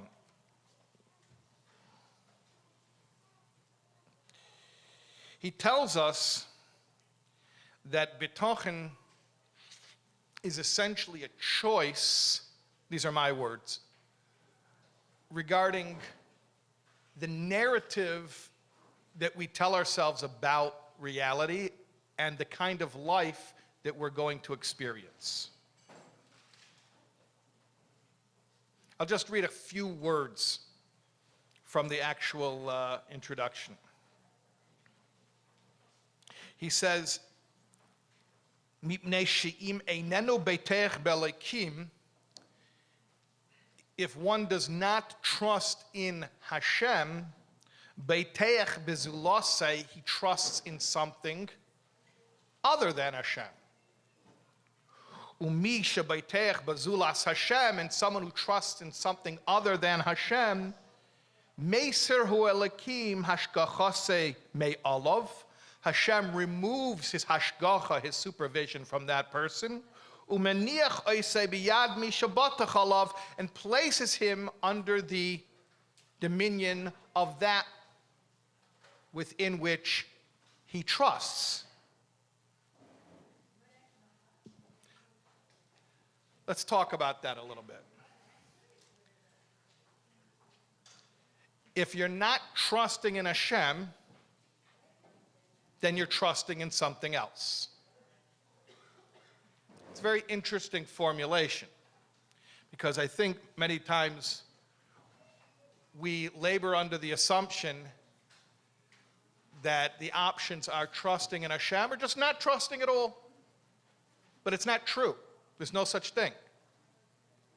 If you don't trust in Hashem, you're trusting in something. Well, what does that mean?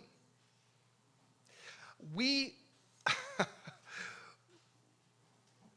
place our trust in things without even realizing that that's what we're doing.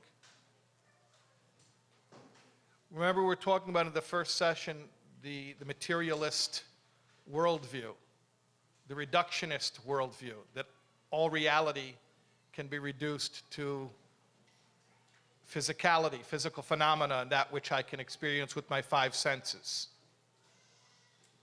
Well, you might think that that's devoid of any particular value system, but the truth is, living that way is implicitly a vow of loyalty to a very particular value system. If you operate under the assumption that what you experience is real, that's a belief.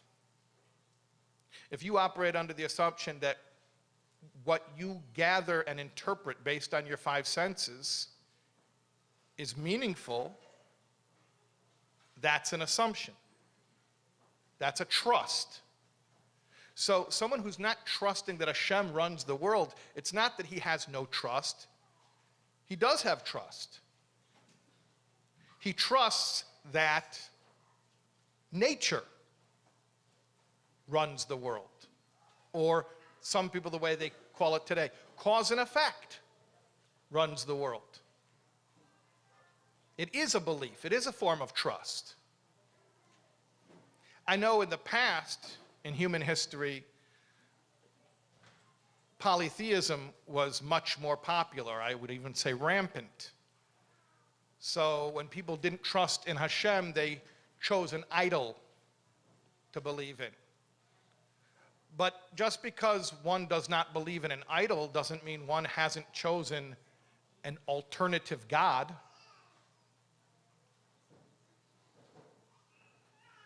Trusting your five senses to tell you about the nature of reality is an alternate belief system.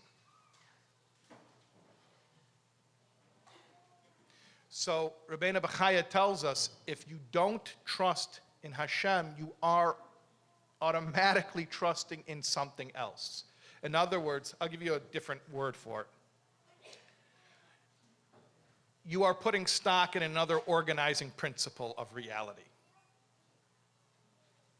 Another way of answering the question, why?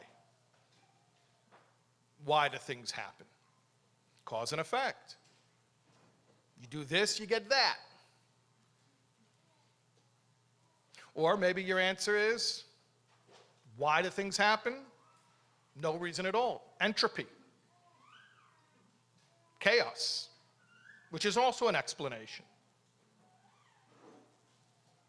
And Rabbeinu Bechaya says, whatever your narrative is, whatever your explanation is for why things happen, that's going to become real to you. He says, when you stop trusting in God and you trust in something else, so Hashem places you under the dominion of that thing in which you are trusting. In other words, Hashem agrees with you. He backs you up. He gives you evidence to back up your belief. Now, we have to explain that, because seemingly that implies that there could be another reality that's not engineered and orchestrated by God. That the one who lacks trust in God is living in a reality that indeed is not run by God. Is that possible? Is such a thing possible? So what's Rabbeinu Bechaya talking about? One of the things that I love about this book, and is absolutely unique about this version of Shaar Habitachon, is that the commentary not only has all of the classic commentaries, all of the famous commentaries on Shaar Habitachon, but in addition, it has Hasidic commentary, taken from the Rebbeim of Chabad, and particularly a lot from the Lubavitcher Rebbe's Likutei Sichos.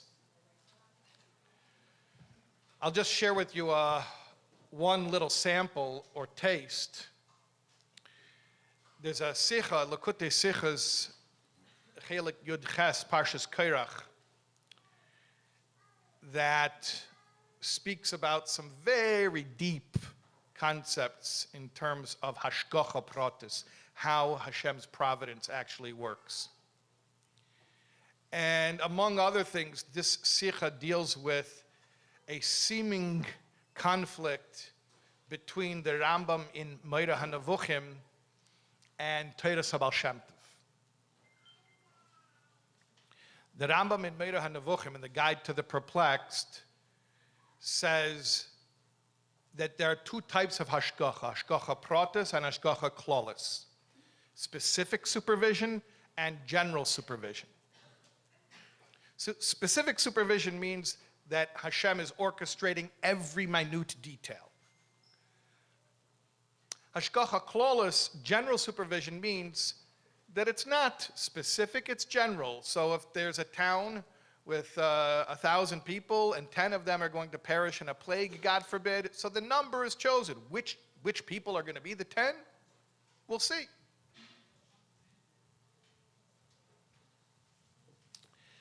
And he actually says that even in the human realm, only tzaddikim who have dveikus haseichel, who have a high level of God consciousness, experience hashgacha pratis, and then the rest of the people don't. And then in the non-human realms of animal, vegetable, and mineral, then they certainly all operate under hashgacha klalis. So Hashem doesn't decide which stone is going to be used in that building, or which tree is going to grow in that field. He decides a tree is going to grow there, not which tree. That's how the Rambam explains it in Meira HaNevuchim. Of course, the Baal Shem Tov believes in radical hashgacha pratis, Not just that Hashem is supervising details, but to the extent that, I'm sure you've all heard this little story about the leaf falling from the tree and twisting in the wind. That's real Hashgacha Pratis. And it's not just in the realm of humanity, it's even for lower levels of creation as well. So which one is it? Remember I told you in the first session, if there's a Jewish question formulated as, is it this or is it that? What's the answer? It's yes. The answer is yes. Okay. So how do we explain that it's both? The Rebbe explains the Hashgacha Chitzoni and Hashgacha Pnimi. The inner and the outer Hashgacha.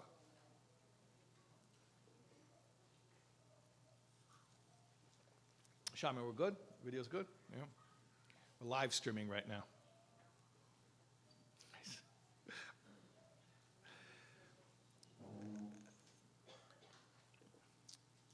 Can something be true and we don't know it? Now I'm asking, can something be true and we don't know it? Yeah, sure. Does our not knowing it make it less true? No, okay. So here's how the Rebbe explains this, and I'm oversimplifying. There's a subjective reality and there's an objective reality. The subjective reality is based on the narrative that we choose. So if we believe the world is subject to cruel, random fate, that will be our experience. And the events of our lives will reinforce that belief.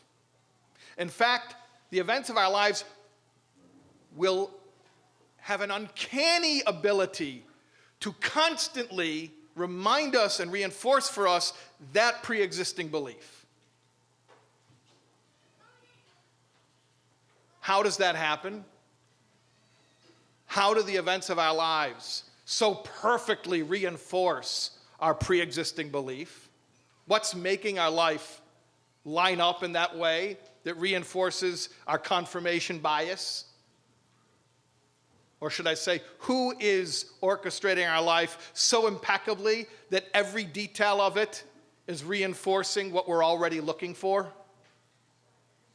Who's doing this? Hashem. If you tell Hashem, Hashem, you don't run the world, Hashem says, no problem. I'm now going to meticulously orchestrate a reality for you in which it appears I do not run the world. So even in Hashem not running the world, he's running the world.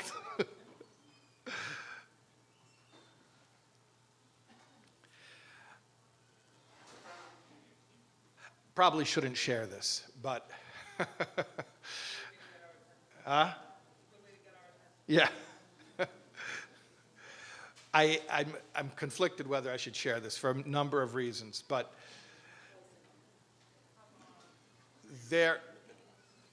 there's a documentary about a serial killer.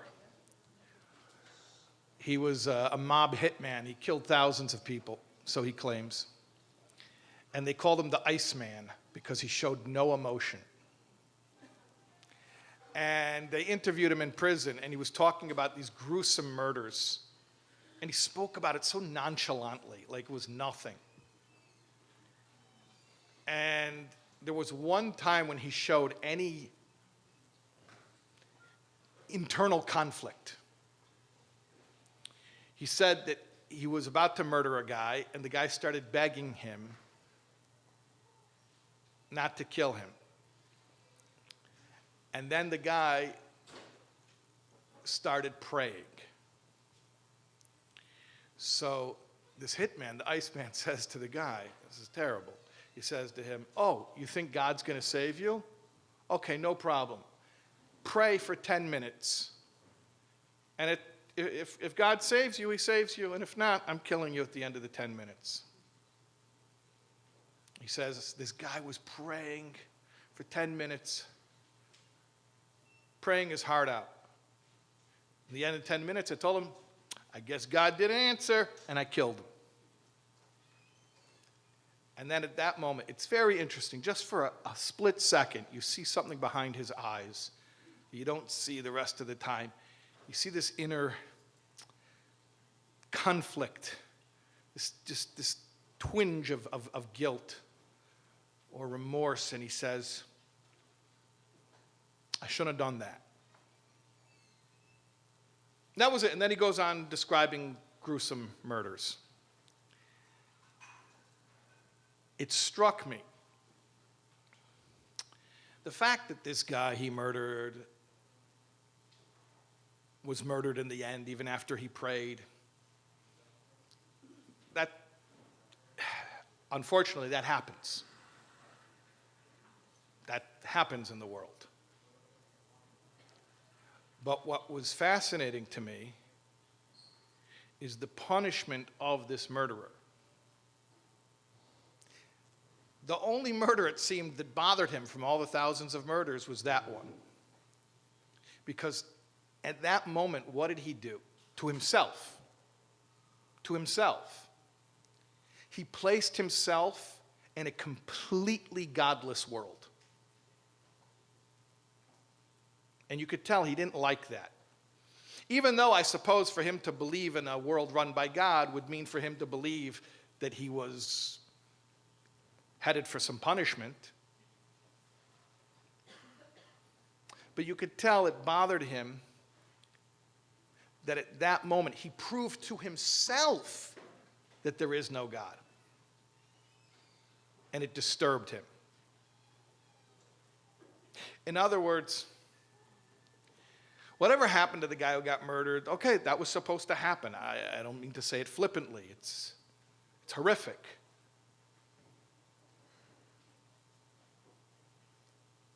But what happened to the murderer, in some ways, is even more profound. He basically created an experiment and conducted an experiment that would prove that there is no God, and he got his results. And now he has to live with them. Now, we all know who orchestrated that moment. Hashem. For whatever reason, in his divine wisdom, this guy was the murderer and this guy was the murder victim. Like our sages tell us, why does it happen that some guy falls off of a ladder and inadvertently he lands on somebody and kills him? And then the guy who fell has to go into the cities of refuge. So they tell us that Hashem works it out, that this guy was a murderer and there were no witnesses, and he's really liable for capital punishment. And this guy was a murderer, but it was inadvertent and there were no witnesses, and he's really liable to go into exile in the cities of refuge. So Hashem works it out that these two guys stay at the same inn, at Pundak Achas, at the same inn, at the same tavern, and they meet each other, and this guy falls on this guy, so this guy gets his capital punishment, and this guy gets sent into exile. Hashem works it out for everybody. So somehow, not that it makes it less horrific, but there is divine justice in that. But what's, to me, much more disturbing is the psychological torment that the denier is able to bring upon himself by espousing a narrative that there is no hashgacha, there is no divine supervision, there is no detailed providence. And then Hashem reinforces that for the person. So the detailed providence reinforces the position that there is no detailed providence. So, L'Kutei Sichos, Chelik Yud Ches, the Rebbe is explaining over there that Rambam is talking about the subjective experience. The Baal Shem Tov is talking about the objective reality. The subjective experience the way it feels, the way it looks, is it's all random, it's cruel fate. Because that's what you were looking for, confirmation bias. Hashem's backing you up. And that's why the Rambam says it doesn't apply, Hashgacha Pratis doesn't apply to anything non-human. Because a non-human entity doesn't have a consciousness. And then even within humans, the Rambam says that it only applies to tzaddikim. Because in order to be able to have such a subjective point of view, you have to be very spiritually refined. So what the Rambam is saying is, Hashgacha Pratis is the subjective experience only for a select few. The Baal Shem Tov is reporting the reality that even if you don't see it, even if that's not your experience, the objective truth remains that everything is Hashgacha Pratis, not only for you and all humanity, but even for the vegetative, the animal, the inanimate, even the buzzing of subatomic particles inside of an atom. Every movement is divinely orchestrated. So back to Shaar Habitachon. You would read a line like this in Shaar Habitachon on your own, and he says, if you don't believe in Hashem, then automatically you believe in something else. And that something else that you believe in, Hashem will now put you under the dominion of that something else. You're left with a big theological question. Oh, what, you mean there are other something else's that can run the world other than Hashem? Comes Chassidus and explains what that means. Without Chassidus, he'd be left with a major question. What does it mean? Hashem puts you under the dominion of these things? No. It means Hashem allows you, not only allows, co-creates with you the reality that you've chosen. However, what's the good news? What's the good news? The good news is that when you realize that even the seemingly godless world you live in was divinely orchestrated for you,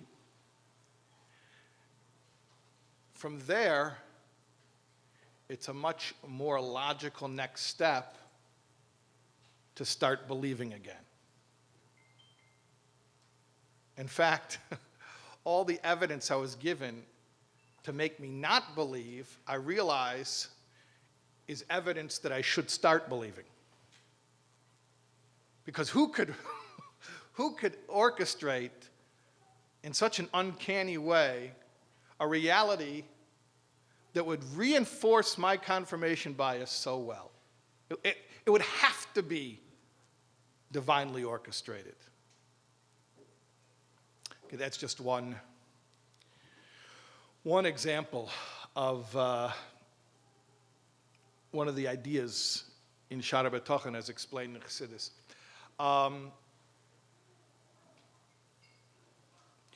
I'm wondering, maybe we should do this. I know there's Q&A, and I see that my friend, let me just see, what does it say here? Felig edition. My friend Getzi Felig is here. So maybe if we'll pull up a chair and a second mic, he'll join me up here. We'll talk a little bit about this book. Can we, 3, 2, 1, motion. Yisrael, Shammai, these guys are the best. Yeah, I'll move over.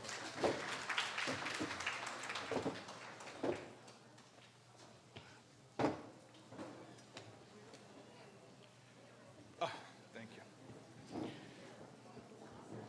Okay. Shalom Aleichem. Your mic's not on yet.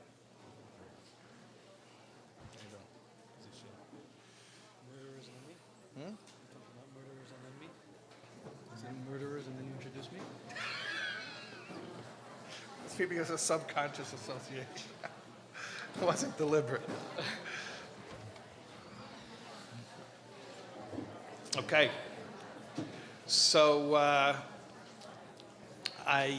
we're good? Yisro? Yeah? You want to do a mic check? Reb Getzi, you want to do a mic check? Mic check. Perfect. Good? Okay. So we were talking about Shaar Habitachon and specifically about, I should do the product placement right now. At the front of the room, there are copies of this book for sale, right? There's still copies for sale?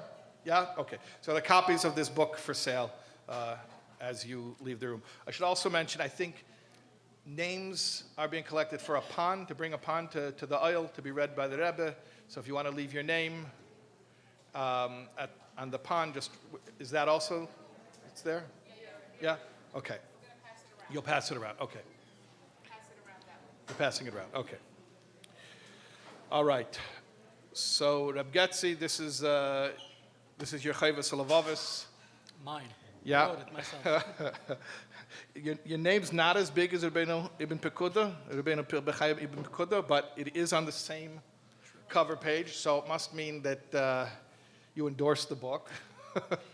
And I'm assuming that it's based on personal experience. Actually, I know that it's based on personal experience. That's why I actually wanted you to join me, because I feel like sometimes rabbis can be very rabbi-like. Is that a redundancy? Is that a truism? And sometimes it's good to get another type of perspective. Because, if I tell you that the Shaar Habitachon is all that in a bag of chips, you'll say, well, you're a rabbi, you have to say that. That's how you make your living. But I figured I'll have somebody normal and see if he agrees with me. So just maybe tell us a little bit how Shaar Habitachon entered your life and how you ended up making the book enter so many more people's lives. Sure. First of all, thank you very much for the organizers for having myself and Rabbi Taub. Events like this are at the founding point of why it is that my wife and I got involved in this project, and I'll share a little bit about that with you.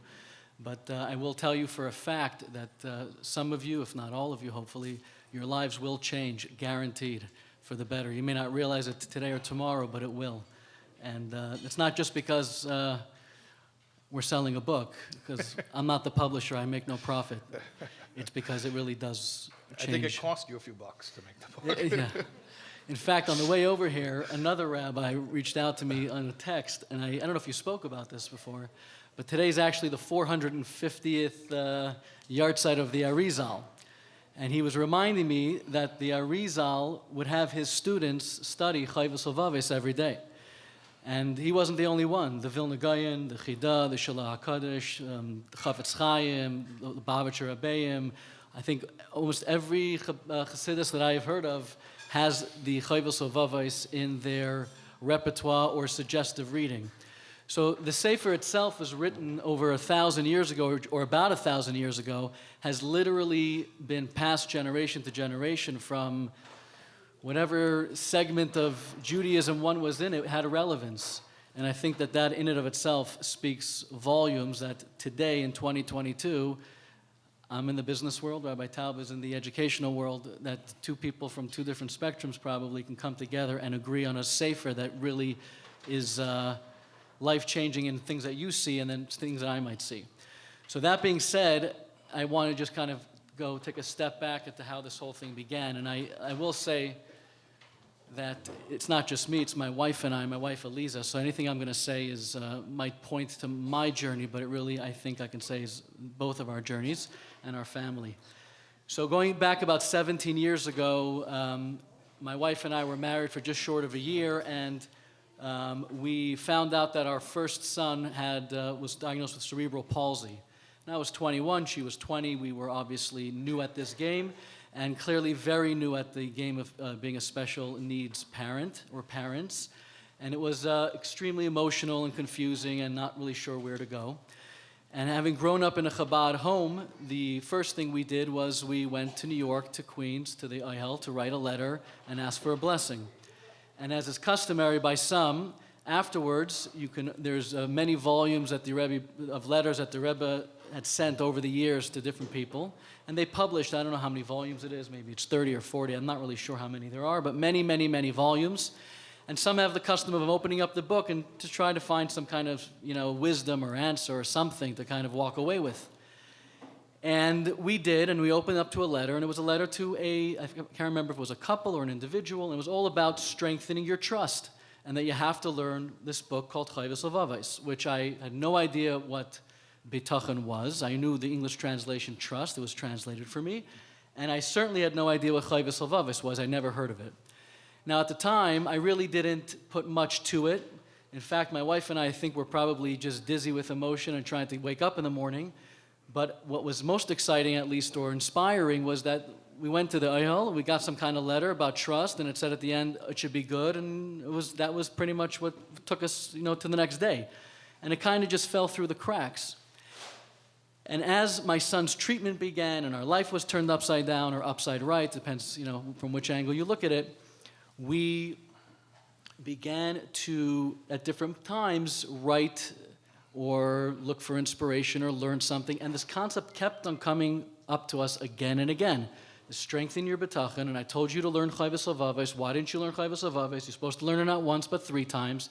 And over a course of 2 years, and I actually thought I had these letters with me here in New York, but they're in storage. We had, I don't know, maybe 10 of these different letters or different svarim that I came across that was the same topic. So really what kind of took it over was my son was having a surgery at one point, and the letter was written to a couple about a surgery that one of them was gonna have, and it said, stop worrying, I told you to learn already. So at this point, I kind of got the hint, and I bought the book. And Feldheim had a little... But not this book, no, it didn't exist. This Sefer didn't exist yet. So this one was the Feldheim translation. It's probably at this point 30 years old. And it's a little pocket edition. And I bought it, I flipped through it. Now the word bitachon was on our minds as trust. What does trust really mean? I would, ask whoever I thought can explain it to me to explain it to me. We weren't really engaged in the Sefer. Maybe Yom Kippur afternoon when I was feeling particularly holy, I would read it. Or if I was going through a rough patch, I would read a chapter. But again, there was not bridging the gap. I had the Sefer. I looked at it from time to time. And the closest thing I came was someone explained to me that emunah is like a tree and bitachon is like the apple. Is if you have emunah, which means if you're a tree, not necessarily are you going to have an apple, which is bitachon. But if you have a bitachon, which is your apple, you certainly have emunah, which is your tree, because you can't have one without the other. Which was great, because now I knew that I hardly had emunah, and I certainly didn't have bitachon, and that was perfect. Tree, no apple. There was nothing happening, so that was very good. That's from the Ramban, by the way, that mashal. So there you go, sourced. That's why we make. But you didn't have it. That's why we make a good team. That's what you didn't have. I did not have either. Okay. So then comes an interesting point that wasn't a letter, but was actually a dream. And I don't know, I think I may have alluded to this in a previous discussion, but I don't think I've ever told it out, publicly. But basically, I was living in Atlanta with my wife at the time and our children, and we were going through a very, very difficult time financially. And we weren't sure if we just stay in Atlanta or we should move to Miami and get involved in community work by my father, who was a Chabad Shliach in Coconut Grove. And it was very confusing. I was working on an opportunity that I knew was about to hatch, and as soon as it hatched, I was going to be a billionaire, retired, life was going to be fantastic, but it wasn't hatching. And in the meantime, it was a struggle. And I fell asleep one afternoon, because that's what you're doing when you're trying to hatch a plan and not employed. And I had a dream. And I was in 770. Now, I'd never had a dream like this before. I'm not a big dreamer. But I was in 770, and I knew it was 770, but it was a different 770 because it was a clean 770, and there was stained glass, and there was this beautiful light coming in from the windows, and there were everyone that was learning there, all the bachrim, I was in the men's section, had little short black, hats and like black glasses, and it looked like they were out of the 60s. So I realized I was in 770 in heaven. That's where I was. So I'm very excited because now I'm thinking this is my first opportunity. The Rebbe's got to be here somewhere, right? This is his spot. And I'm looking, and suddenly there's a big noise in the room. And they say the Rebbe's coming. He's coming down to go to his place in 770. If you're familiar, he has an area where he would daven in the corner.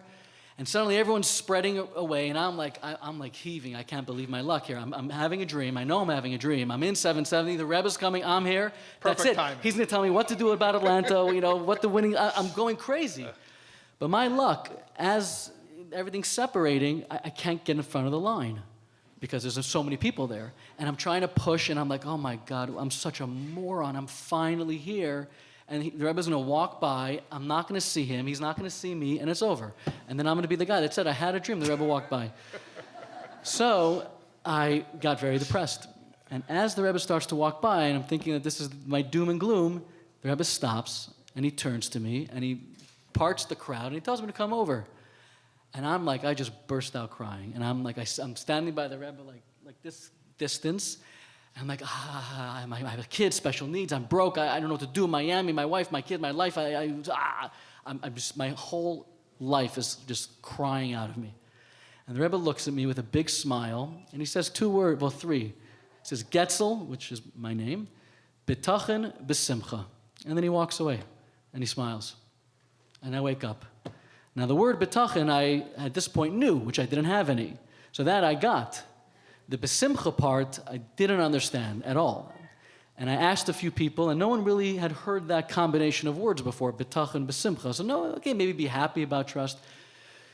But after that dream was the first time that I kind of looked again at this sefer and at this concept and this message that had been being delivered at that point for probably the better part of 6 years.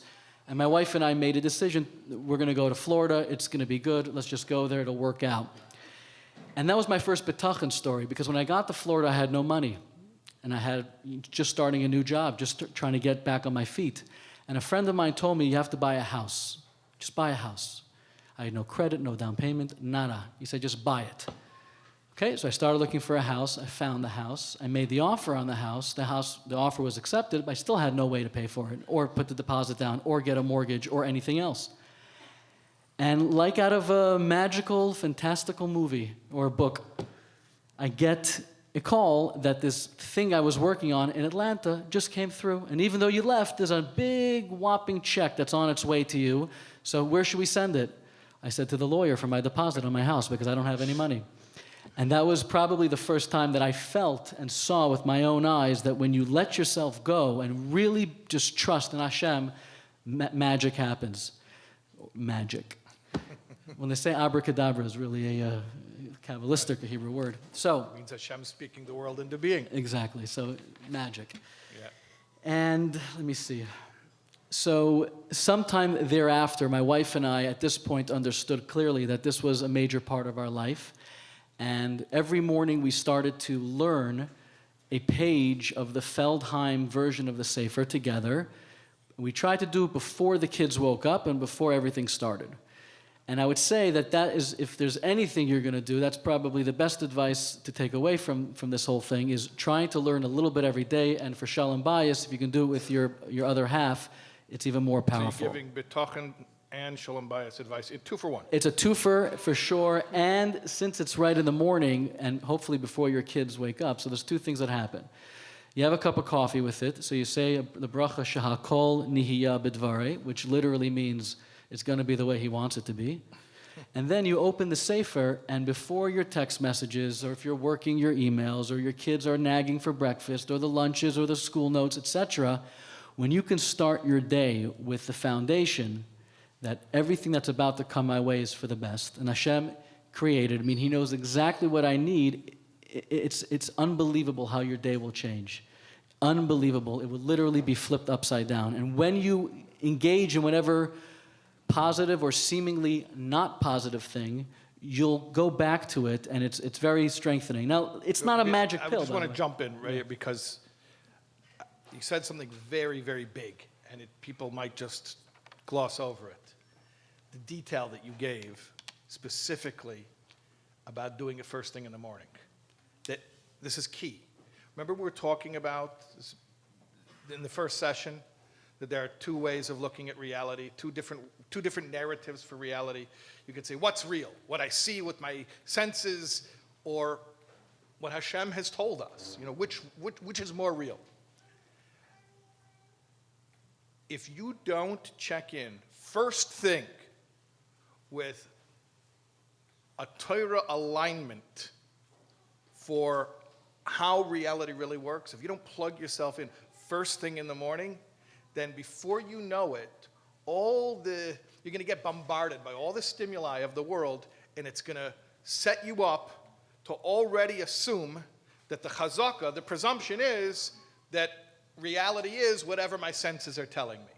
But if you can check in first thing and align yourself with a more spiritual view, and then go out into the world, then you have best of both worlds, because you'll see the real physical stuff, but you'll see it from a spiritual perspective where you realize it's not a conflict, where it's all one Hashem and the spiritual and the physical. But you got to set up the spiritual first before you go out into the material world. So I just want to stress the cup of coffee and the sitting with your wife and in the morning. Absolutely. First Whatever thing. time that happens. It should happen before the sun comes up, if possible. Now you're getting... Just saying. If you want That's if you want the formula, if you probably a lot of babies at home, that's the way to do it. We have 7 kids, Kneinhara, so we have to make it work. Okay. So when we started to really learn this every day, and I would say now this is already 7 years ago, 8 years ago, so we've probably learned it 40 times together, if not more, is we decided that we wanted to do something, because we knew we had to do something, to help with this book, Sefer. A lot of the language of the English version that was out at the time, or that's still out by Feldheim, is antiquated, and many of the words we needed to, ask Siri or go to Google and find out what it meant, and the thous and the shalls and the he's and the thous and the nots, and it's a little bit complicating. So we decided that we would get behind a new translation of the book, and being as though we know nothing about publishing or where to begin or what it costs or where to go or any of this, we figured it'll make sense somehow, and we'll figure it out. And around the same time, I got invited to go to JLI, and I had an idea. It was before COVID, so it was the one in DC. And the idea was I was going to meet a friend of mine there who was a presenter, who was also an author. And I thought when I saw him there, I'd sit down with him and pitch him the idea. He'd be a perfect author, and he certainly knows who to talk to about these types of things. You go to Kahas, do you go here, do you go there, what do you do? So my wife and I head to the event, and it's a beautiful event, and he speaks, and he sees me after the event, and we had been roommates in yeshiva, and I say, oh my God, I'm here with my wife and your wife, it's great, we should get together tonight, and we should all hang out and say hello and catch up, and I'll call you, and you'll call me, and it's wonderful. So there it is, I'm all set up for my big meeting, and that night at the time, he's not there. So I call his phone is off, and I'm waiting for like a half hour, whatever the time that I hung out, and the guy does not show up. Okay, so of course lost times to catch up with an old roommate, but also I knew that this conversation wasn't going to happen. So the next morning I woke up, and my wife and I are heading downstairs, which is the last part of the event, and we get into the elevator, and there's another gentleman, another couple with a baby in the elevator, and it's Yossi Pelz from Chayenu. And Yossi's the director, or he's in charge of Chayenu, and they print this weekly booklet of learning, of English learning with the Hebrew counterpart. And at the time, he was putting 1 page of Chayvus Hovavais in the weekly book, so that from Feldheim. And what he was doing that was different was that he was combining it with like a Hasidic thought on whatever the theme was. And it was just a project that was, probably within 30 things that they cover on a weekly basis. So I said to him, by the way, I love what you're doing. I want to write a book. So he goes to me, I love what I'm doing too. We want to write a book. And this is like from the 4th floor to the 1st floor. I said, I don't know how much it costs to make a book, because I never did one. He goes, either do I. I never did one either. I said, great, so we'll talk? He's like, yeah, we'll talk. So the elevator opens. He's excited. I'm excited. I now have a publisher for my book, and I don't know what it's going to cost or anything about it, but we've made some major progress. He makes a left, and then lo and behold, my friend walks towards me. Getsy, oh my God, last night my cell phone, it got burnt, it drowned, it flew away, didn't work, I'm so sorry. I'm running to the airport now. I got to get it out of town. My flight leaves, and we'll see you next time. And that was that. And the rest was history. And the book was printed. And I'll say that what's most amazing about this particular Sefer and version, I would say, is 2 things I want to kind of... Before you talk about the book, the whole story that led to Shaar Habitachon, or this edition of Shaar Habitachon, is itself a story of Bitachon. Because you had your plan. Your plan I didn't think about that. That's a good point. It didn't go the way you planned. Hashem had a better plan, and now we have the book. My wife's saying she knew that already. I never thought of that. Okay, tell us about. So I'll tell you a couple of thoughts that I kind of important differentiators. In general, about this sefer, and then why I think that Chayvus Avavais is extraordinarily different. So first of all, if you ever read or have learned any excerpts, the book is written very witty. He has an unbelievably sarcastic sense of humor. And I want to remind you, it was written 1,000 years ago. He has one line that I think underlines the sarcasm to its most. By the way, I heard it's even funnier in Arabic. In the original. The original, a lot of people don't realize, even the Lashon Kodesh that we have is a translation of Ibn Tibbon.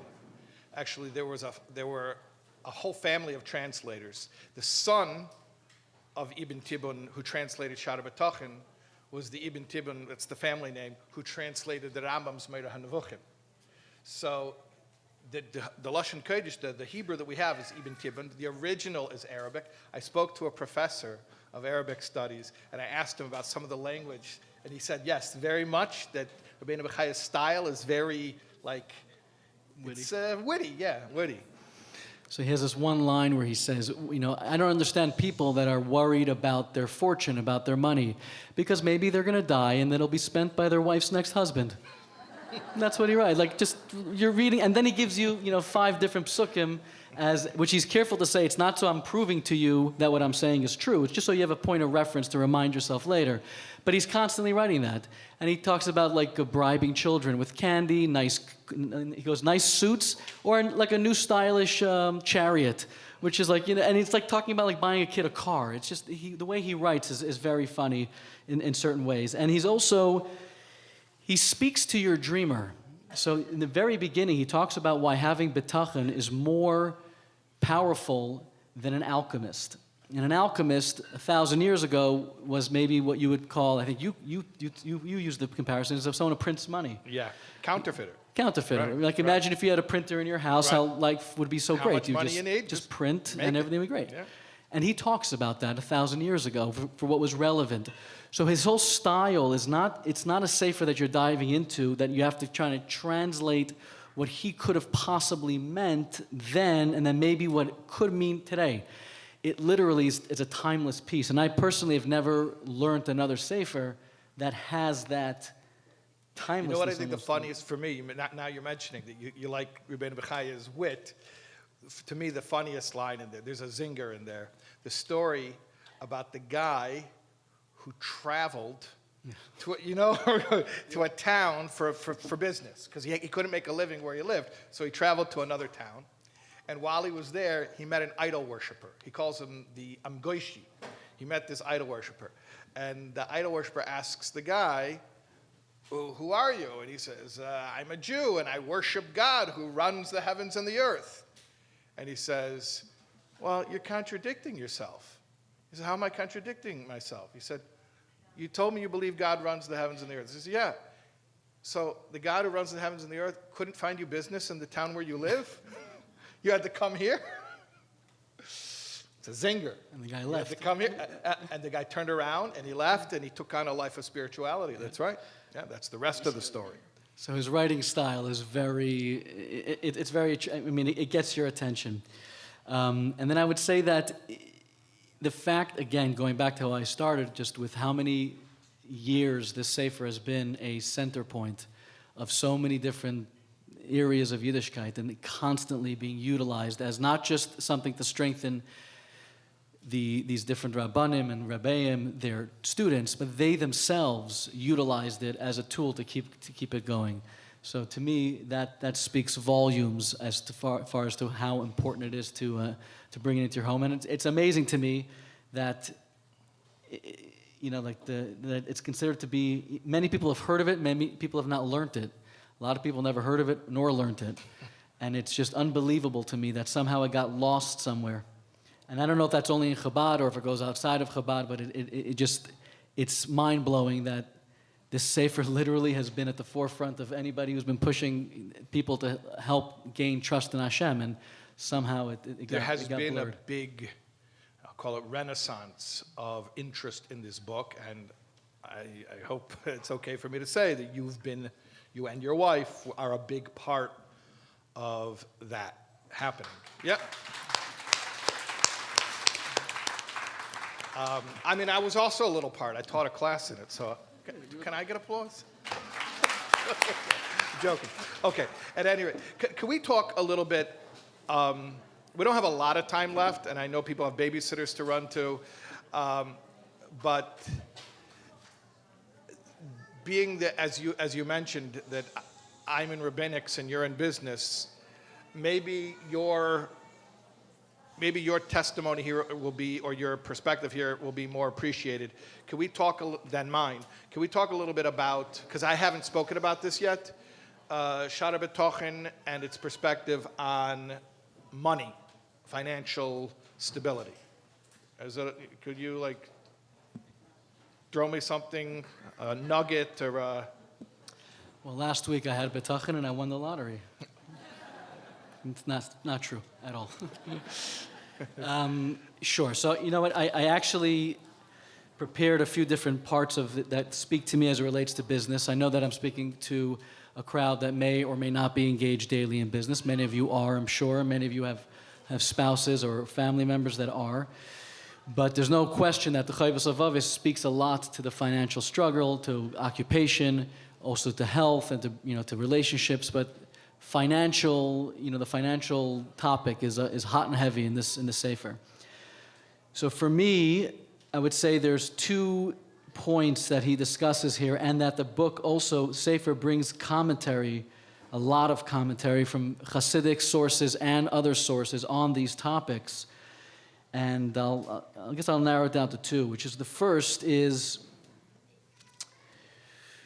he discusses at length how to choose the right job and how to figure out what is the right occupation to go into. If we are taught that a job is just a keli, it's just a vessel to which to receive what God's going to give you, and that's not the focal point of how it's going to get to you, well, what are you supposed to do? Maybe I should become a babysitter, or why become a rabbi? It's interesting you picked this, because when I teach this in seminary, I've taught Shaar Habitachon in Beis Rivka Seminary in Crown Heights for a few years. This section is the one that surprises them the most. This part that you're talking about right now catches them off guard. They're not expecting Rabbeinu Bechaya to say what he says here. About choosing the job? Yeah. Okay, go ahead. I hope it's the right section. Yeah, I'm sure it is. So he explains there how he actually looks at the animal kingdom, and he says how... Yeah, this is the section. Okay, perfect. Good planning. Yeah. So he says how the animal kingdom, if you look at the different animals, every animal is created with the tools it needs to survive for its instincts, right? So something that's a lion or a tiger that eats, that hunts other prey, it runs very fast, it has claws, it has teeth. Well, compare it to a cow. It doesn't have any of those qualities. Cow wouldn't be a good hunter. Cow's not a good hunter. And he explains it's because a cow eats grass and a lion needs to chase the gazelle. So Hashem gives each of the different creations that which it needs. So he says that by human beings, God creates us with certain attraction to certain things. He creates us with a certain skill, whether it be a physical skill or an emotional skill or a skill of the mind. And whatever we're attracted to or that we see that we have a strength in is where we should go. So he says, for example, if you're muscular and you're not he uses also some witty expressions there, but basically says, you're more muscular and not strong in the mind, look for something that's labor intensive and not necessarily much thinking. But if you're a heady type of person, don't go to the field, go work in accounting or something. And he uses many examples, and he says that's how you should actually find your job, because Hashem created you with certain talent and certain abilities and certain attractions. If you're attracted to art, well, that's not just a mistake. That's where you belong, and that's where you can express yourself and do the avodah of having a job. So do you know why the seminary girls are shocked by this? I don't. Should I tell you? Please. They know that we say, we meaning the establishment, the rabbinical establishment, that the official perspective on making a living is, it's just a vessel, it's just holding out a cup that Hashem will fill.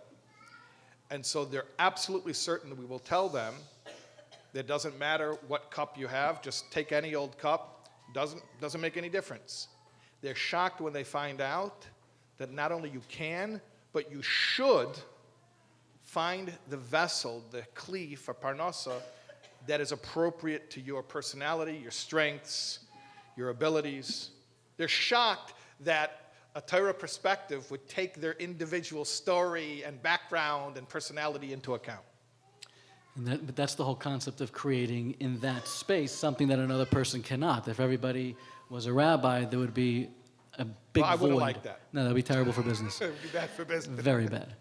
You know about the guys, the two tailors? No. There was one tailor, came to the other tailor, says, I was in shul and the rabbi just gave a speech about Mashiach is coming and there's going to be Tchias HaMesim, there's going to be resurrection of the dead. So I'm very excited because all the dead people are wearing tachrichim, they're wearing burial shrouds. We're tailors, we're going to be in business. We're going to be able to put suits on all the resurrected people, so business is going to be booming. So the other tailor says, no, you chacham, think for a second. In the resurrection is going to be resurrected all the other tailors from all the generations. It's going to be terrible competition. He says, you're right. He says, no, but we've got the latest styles. Yeah. Anyways, so not everyone could be a rabbi. So not everyone could be a rabbi. So you have to choose the occupation, which is followed by the next question. You have to have good jokes like that to be a rabbi. Absolutely good jokes. By the way, I was always thinking that the rabbi should write a joke book. That's a good idea. I don't know why you guys don't. You and YYJ together can write a great Felig joke. edition? Maybe. We'll talk. So then the question becomes, how much time to spend at your job? Right? Okay, so I know now that I'm not just supposed to do any job because I have to use my talent, and that it's a shkacha pratis that I'm doing that job. It gives me the ability to make an impact in that segment or sector or whatever it is. But now how much time should I spend? Should I work at the job from 9 to 2? Is that enough Bitachon time? Is it 12 to 3? And this question actually gets asked probably out of all the questions I've ever been asked. This is the biggest one. Wait, now you speak about another thing. So you were speaking about... Well, I said once you find your job. Once you find it. Now, how much time should you spend at the job? Okay, now you found... What you're doing. Where you can express your unique talents. But before we move on to the next thing, where you're talking about how to figure out budgeting your time, just another comment I want to make about that. It's not that making a living is a necessary evil of living in a body and in a physical world. That's a ridiculous way to look at it. Why would your soul have to come to the world just to work? Let your soul stay in heaven where it doesn't have to work. The Hasidic view of this is that, we spoke about this earlier, that ultimately the refined physical universe will be holier than heaven. That this physical world will be the holiest place, to the extent where all the souls in heaven, even on the highest levels, will make a U-turn and come back for the resurrection to be in bodies again. So the fact that the soul came to the physical world was to refine the physical world. And that we have to realize that each one of us came to the world for a special mission, a special shlichus, and one part of the world to refine. So you look to your talents, you look to your predispositions to get a clue where it is that you may have a unique contribution to refine the physical world. And to understand, the reason that you have a job is not because you need money. Hashem can send you money however He wants to. The reason you have a job is so that you can do your shlichus. That when you're, not that I know so much about this firsthand, but you're closing a business deal, and you mention to somebody, I have to go daven mincha. Oh, what's that? The whole point of the deal was that you could mention something Jewish, something holy, because if it were just for the money, Hashem could have sent you the money. Hashem could have put it in your bank account like manna from heaven. The point of being involved in the world is because your soul came to the world to refine the world. In other words, we didn't come here to get anything from the world. We came here to give something to the world. You didn't come here to get your money. You don't even need money if you just stay in paradise. You came to the world to give the world your unique contribution, part of which will come to light when you follow your talents and your skills and your preferences and you shine in that area. Okay, I just wanted to mention that. A practical example is, it doesn't have to be mentioning mincha, the Rebbe would always, I've seen many examples, let me just rephrase that, where the Rebbe would tell someone to take $1 and put it in a charity box in the business, in the bank, in the hospital, wherever they were running a business, and say that put a charity box in the business. And the obvious reason is not only so that the Rebbe's blessing should be there, but that people should give charity in the business. That if someone is doing a deal, and I've been involved in this multiple times, people literally put $1 in the tzedakah box. And at that moment, that little dollar has a huge impact, much more meaningful than the bigger amounts of dollars that might be happening in the room. And I can personally attest to being involved in those situations, and Jews and non-Jews alike around the table are just floored. The mitzvah for non-Jews also to by get that, tzedakah, by a tzedakah box, yeah. exactly. Yeah.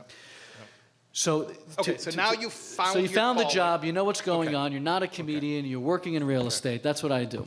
So what are you supposed to do? How much time is too much time? How much is too little time? How much am I supposed to worry or not worry about my deal that I'm working on, as an example? I have no clue. I'm still working on it. That's the real answer. But the other answer is that what I've seen, and there's many more examples that are brought in the Sefer, is two things that speak to me. One is the example of washing dishes. Has everyone here washed dishes before? I've washed dishes many a time. You, Rabbi? Yeah. All the time. You know the story, the Rebbe's story, that someone says, I need help with Shalom Bayis. Shalom Bayis, yeah. Should I wrap my... he heard that it was a school for Shalom Bayis if the husband folds his talis after Shabbos. He wanted to know if it's true or not. So the Rebbe said, I don't know about that, but I'll tell you what's true. Fold your sleeves up, wash the dishes. That's definitely going to help for Shalom Bayis. So I've washed dishes now and again. I'm happy to. So when you wash dishes, if you're lucky, you're dreaming. That's if you're lucky. You give yourself the gift of a dream.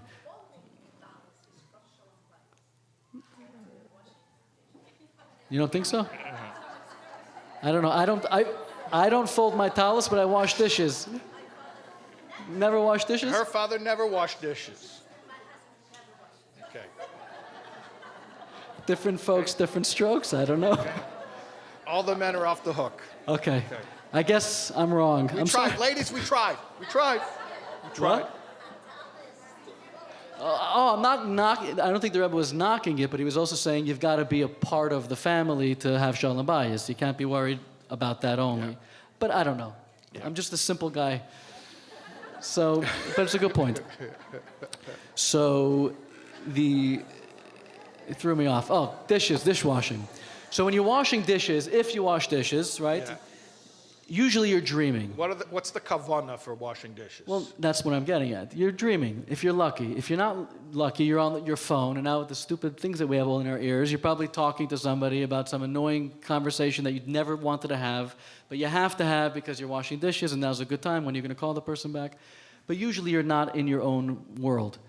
Not in the present world, rather.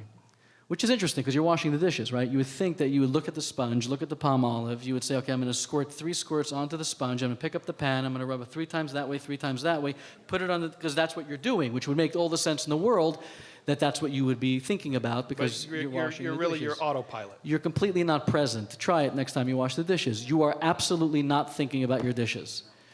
And I've heard that one example, it might be an extreme example, when it comes to the workspace, is that you're supposed to look at it as washing dishes.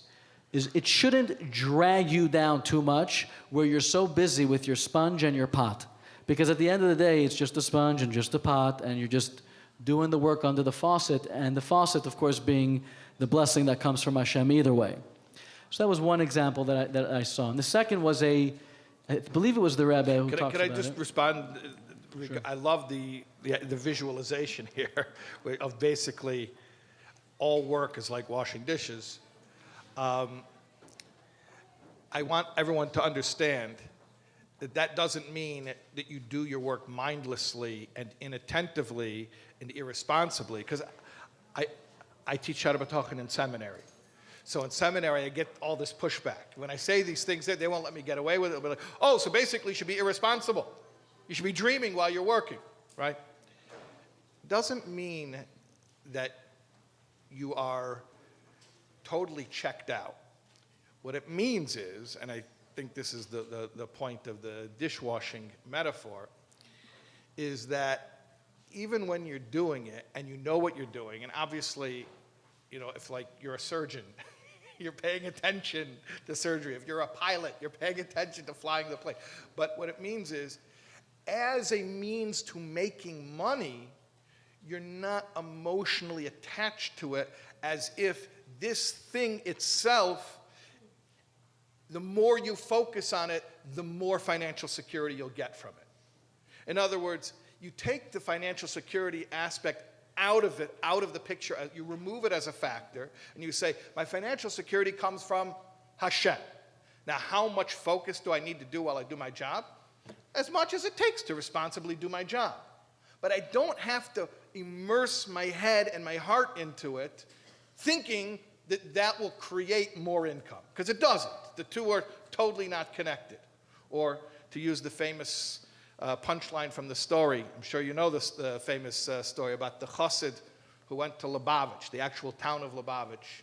He spent Shabbos by the Rebbe Rashab, the fifth Chabad Rebbe, and this guy was a manufacturer. He had a factory. What did they make? They made galoshes, rain boots. And apparently, all Shabbos, he was preoccupied about his business. And the Rebbe Rashab said to him, I've seen people before with their feet in their galoshes. This is the first time I meet someone with his head in his galoshes, right? So, yeah, show up, do your job responsibly, but as much as it takes to do it responsibly, don't think that giving it more head space or heart space is going to create greater financial results, because the two things are absolutely not connected. What's the Tzemach Tzedek's line on this? From Derech Mitzvah Secha. And you can't properly learn the subject of Bitachon in the realm of Parnasa without learning a maimer from the Tzemach Tzedek in Derech Mitzvah Secha called Tiglachas HaMetzora. I know that Tiglachas HaMetzora means the shaving of the biblical leper, and it sounds like it has nothing to do with financial worries, but you have to learn it. It's in English as well, and basically he has a great line over there. The Tzemach Tzedek says that your means for making a living is like a suit of clothes. Everyone needs to have clothing, but it's not necessarily that the more of a suit you have, the better it is, to the extent that a person would say, well, you know what, if this size suit fits me, you know what, give me 3 sizes bigger than I need, and then it'll be even more functional, it'll work even better. Everyone realizes, no, you just have the suit that fits you, and in fact, if you have a suit that's too big, he says, you trip on it. You end up tripping on it. So it's just a suit. Just make it big enough to fit. That's it. You don't have to make it extra. You don't have to supersize it. So, and if it's too small, by the way, you can't breathe. It's another thing. So to come back to the point is that the two things I've seen in figuring out the perfect equation of time is yesterday's Hayom Yom is one, which Rabbi Taub will for sure quote, because I'm going to misquote it, and that the Rebbe wrote to somebody that, I don't know how much you should work or not work, but you go to shul in the morning, you have to learn every day, you got to help your wife with the kids, you got to go to mincha, you got to help your wife in the afternoon, you got to go to Ma'ariv. So in between there, you should go to your work, do your work. So I think it's really a function of trying to remember, like Rabbi Taub said, and what the entire Sefer is about, is that don't get lost too much in the details. You got to focus in on the core point here, which is to have Bitachon in God. And I want to say that Bitachon is a muscle, and this is directly from my wife. So I think all the credit goes to her on this one. It's not a self-help book. This is not, I'm not Tony Robbins, and this is not, you're not going to go have Bitachon tomorrow and win the lottery, and, I don't know, go to the gym 5 times a week suddenly. It's not how it works. It's a muscle that every day as Jews, we are meant to work on. And we are challenged with things, and sometimes we are blessed to see the outcome with our eyes, which is what we daven for every day, that we should be revealed good and revealed blessings and revealed, whatever it is we're looking for. But not always does that happen. When it doesn't happen, the message of Bitachon is that's the moment when you can say to yourself that I trust, even though I'm not seeing necessarily how this is good, that it is good and will be good.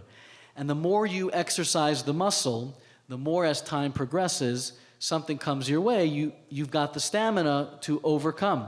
And it doesn't mean you whitewash your human emotions. That's also not what that means. So if something is scary, if you're looking at a financial challenge, a health challenge, whatever that story is that the whole world tells you, freak out, go crazy. Now's the time to lose it.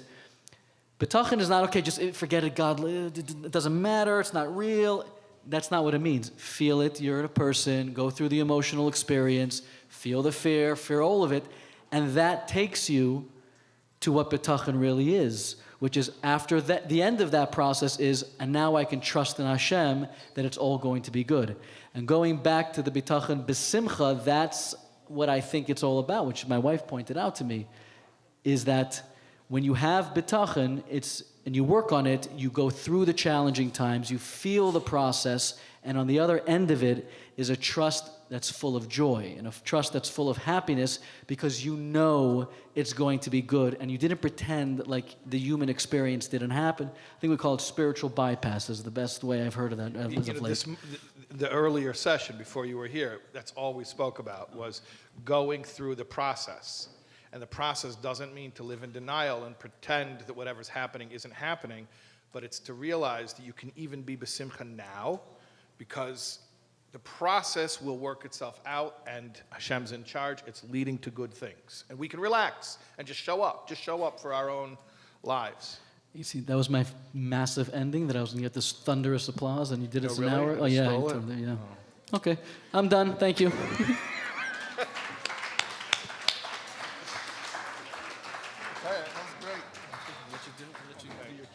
Mrs. Pevsner, what should we do about the Q&A?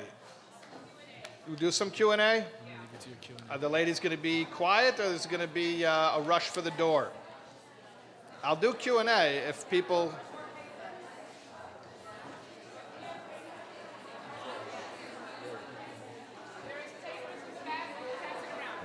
Here's one question. Okay. We're doing Q&A. Okay. This is only going to be possible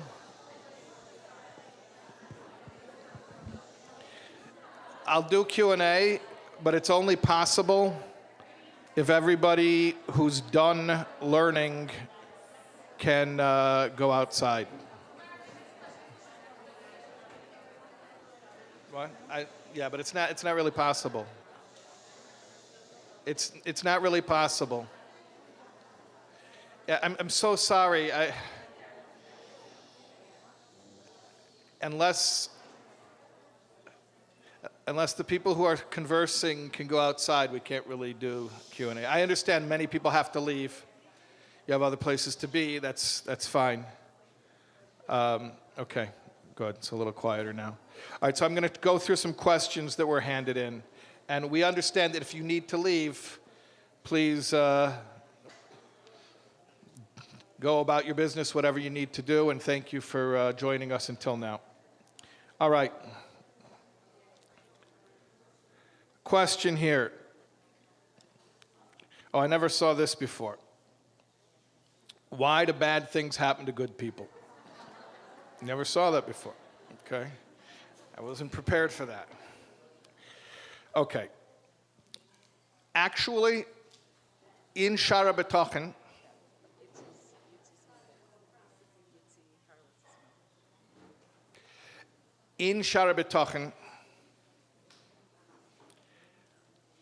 the Rebbeinu Bechaya asks this question. He is certainly not the only sage in Jewish history to have asked this question. In fact, Moshe Rabbeinu himself asked Hashem this question. And since then, all of the prophets, And all of the great teachers have asked this question. Conversely, there's another question that always goes along with this question, which is, why do good things happen to bad people? Why do the wicked prosper? And I'm going to tell you now what it says in Shaar Habitachon, and I'm going to tell you what I always emphasize when I teach this in seminary. In Shaar Habitachon, he goes through a number of different reasons that explain why bad things happen to good people and why good things happen to wicked people. Some of it has to do with intergenerational stuff that needs to be sorted out. Some of it has to do with testing people or making an example of people, or sometimes it's about a person's liability, that nothing he did wrong, but as a leader, he's responsible for other people's wrongdoing. He gives many, many, many examples. When I teach this in seminary, I always tell them, I don't care if you remember any of these reasons. All I care is that you remember one word. The word is mayhem. Mayhem means from these, or from among these. Ladies, you don't realize, but if you're talking very quietly on the other side of the mechitza, it makes it hard to learn over here. Can you hear me? Because I hear you, and I've got a microphone. Yeah, thank you. Rabbeinu Bechaya makes a list of many different reasons, and he makes it clear that this is not an exhaustive list. Please, if you're finished learning, do you hear me? If you're finished learning, please go outside, because it's not possible for me to focus. We can hear you. If you're in the room, you're in the same room as us, even if you're on the other side of the mechitza. You're still in the same room as us. Sound travels. Thank you so much. I'm sorry to be a stickler about that. It's probably not easy for the people who are still here. This is a big commitment for you to be here, and I want your time to be well spent.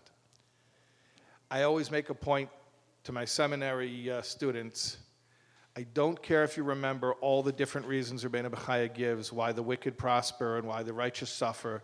I want you to remember that he gives us many different reasons, and he says these are among the reasons.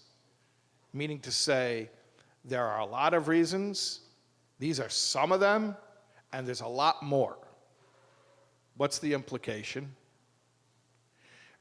First, let me tell you what Rabbeinu Bechaya is not saying. And I think this is super important, especially for religious people who have a special weakness in this area. He is not saying, I have given you a multiple choice list to figure out why good people suffer. So when you see a good person suffering, pick one of these things from the list. It's one of those things. And then you'll figure out why this good person is suffering. God forbid. That is not his point, and that would be a terrible perversion and misuse of Shaar Habitachon.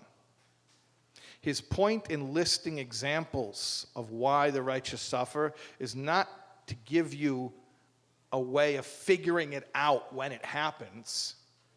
His point in giving you a list is to let you know there are a lot of different reasons, a lot of complicated factors here. And in fact, what I'm listing to you are only some of them. There are many other reasons. And therefore, please know that these things are complicated. There are a lot of reasons, some of them quite mystical and unknowable.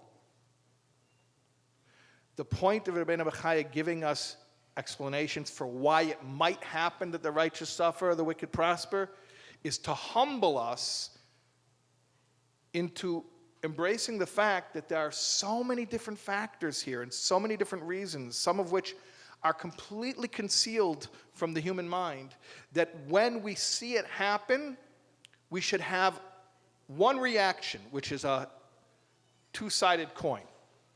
On one side, we should say, there's definitely a reason why this is happening.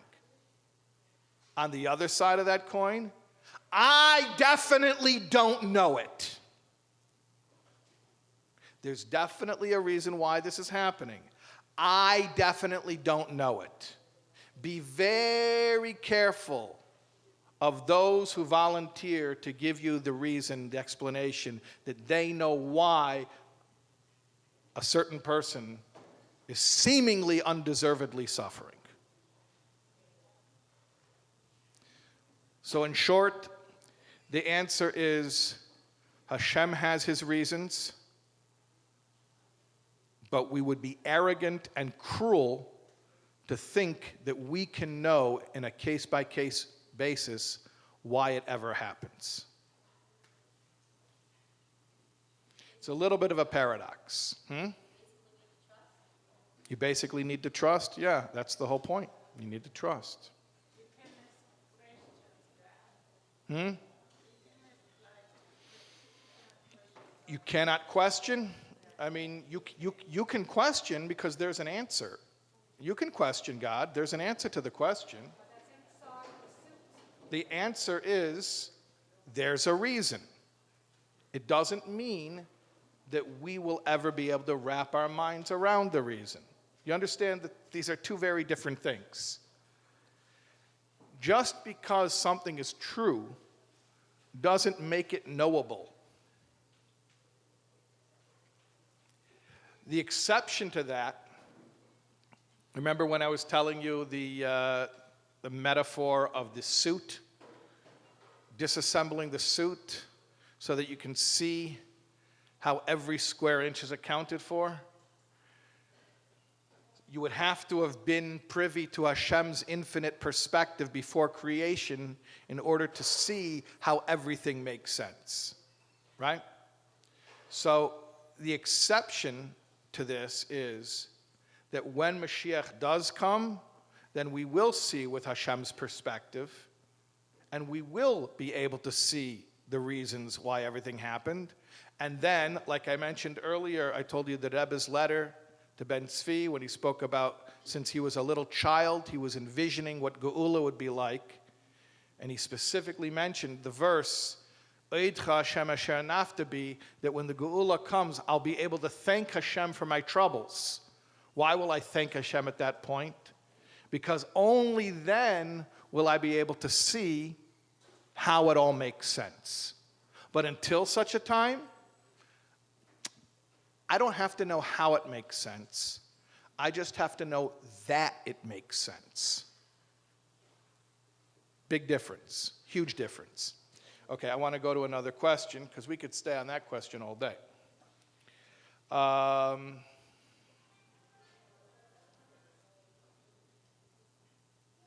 Oh, yeah. My personal Dima, tears. Remember we spoke about Dima ima koilel, begematria Moed. And the perspective of Mashiach, for my own destruction, I can do. What do I do when it's friends and family going through their Dima? That is a question. Yeah, everyone understands?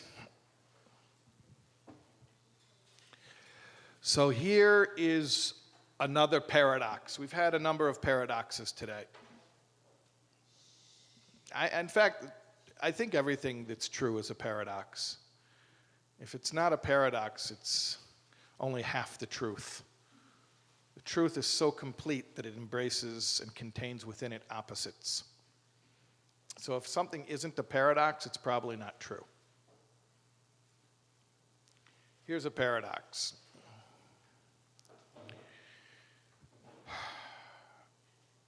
when it comes to my troubles and my challenges, I can see meaning. When it comes to someone else's troubles and challenges, I'm not allowed to see meaning. Well, how can I have such opposite views of essentially the same thing? And I'll try to explain it to you very simply.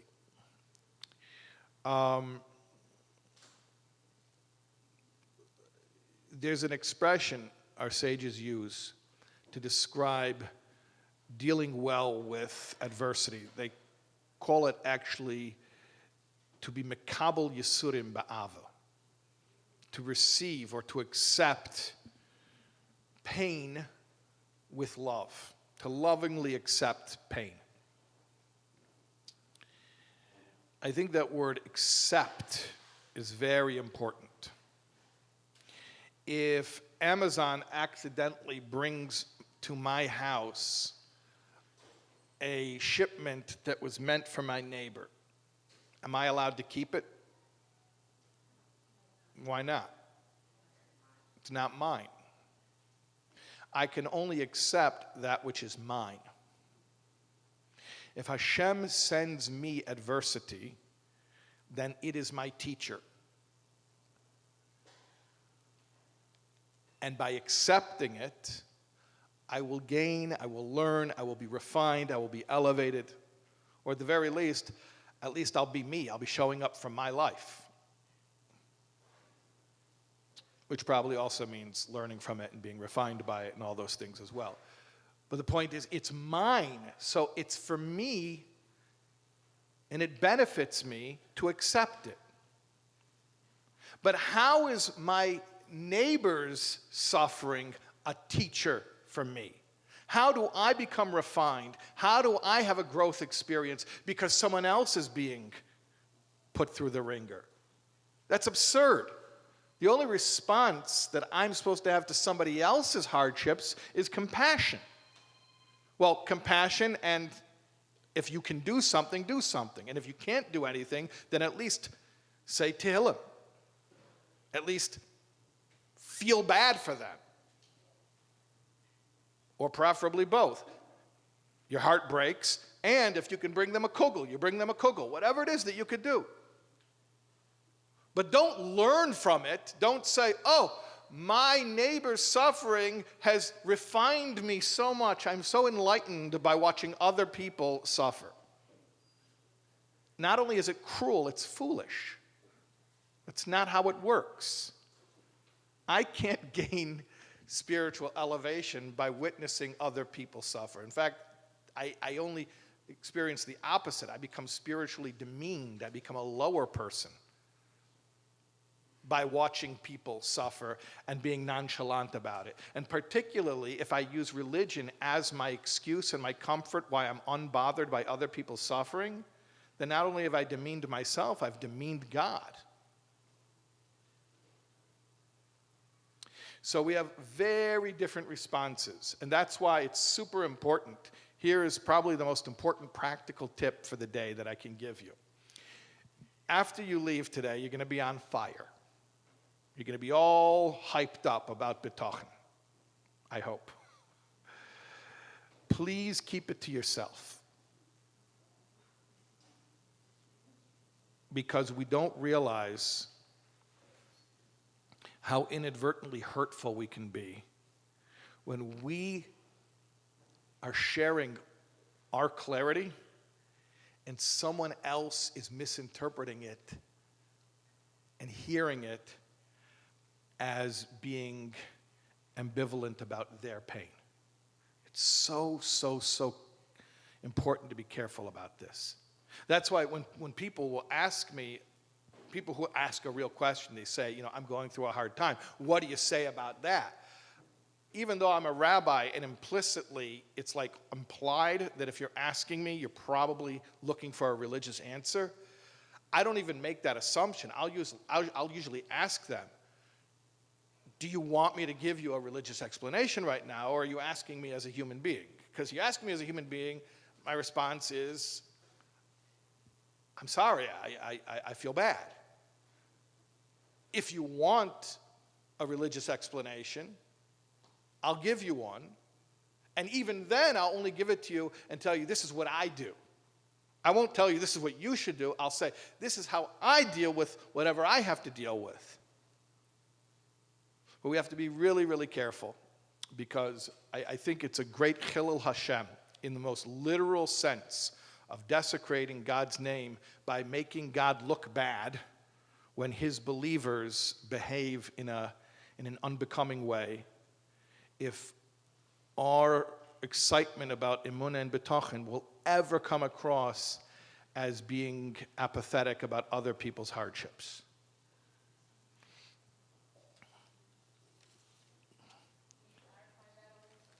Clarify? I mean, it was a 10-minute answer. I should do more.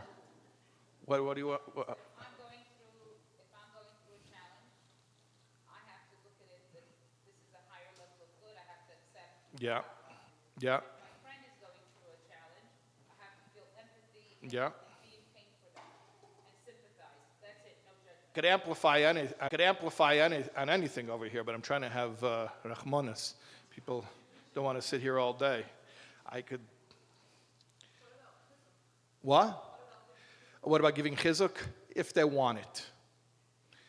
You have to be careful about that as well, because sometimes people don't want your encouragement, they just want your empathy. You have to figure out what people want. You have to ask. You have to ask people what they want.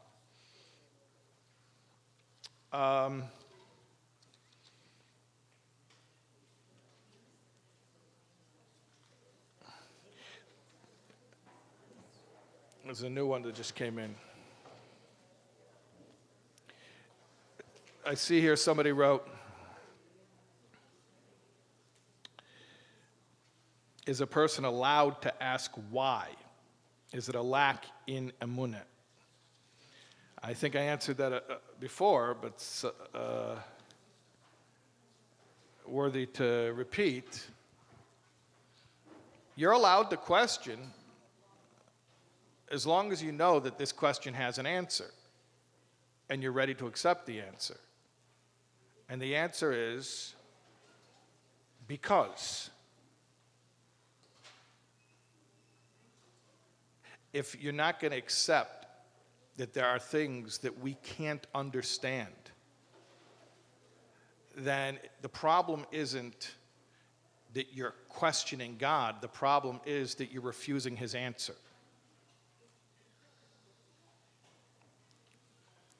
Okay. Here's another one. How do we reconcile the feelings of wanting the gashmias of this beautiful world with really being that this world is just a passage and a preparation to the real world? Are we supposed to? Is it okay to love gashmias too? Okay, that's a great question. That's today's Hayem Yem. You want to bring me a Hayem Yem? What? It's right there. What?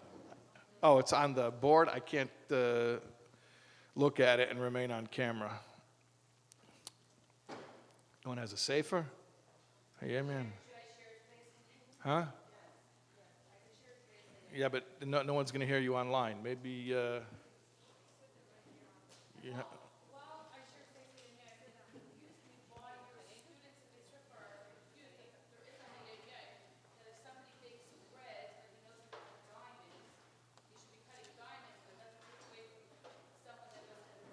Right. So you're saying, why don't they know that Hayem Yem? Yeah, well, I refuse to answer the question on grounds that may incriminate me. I got it. I pulled it up.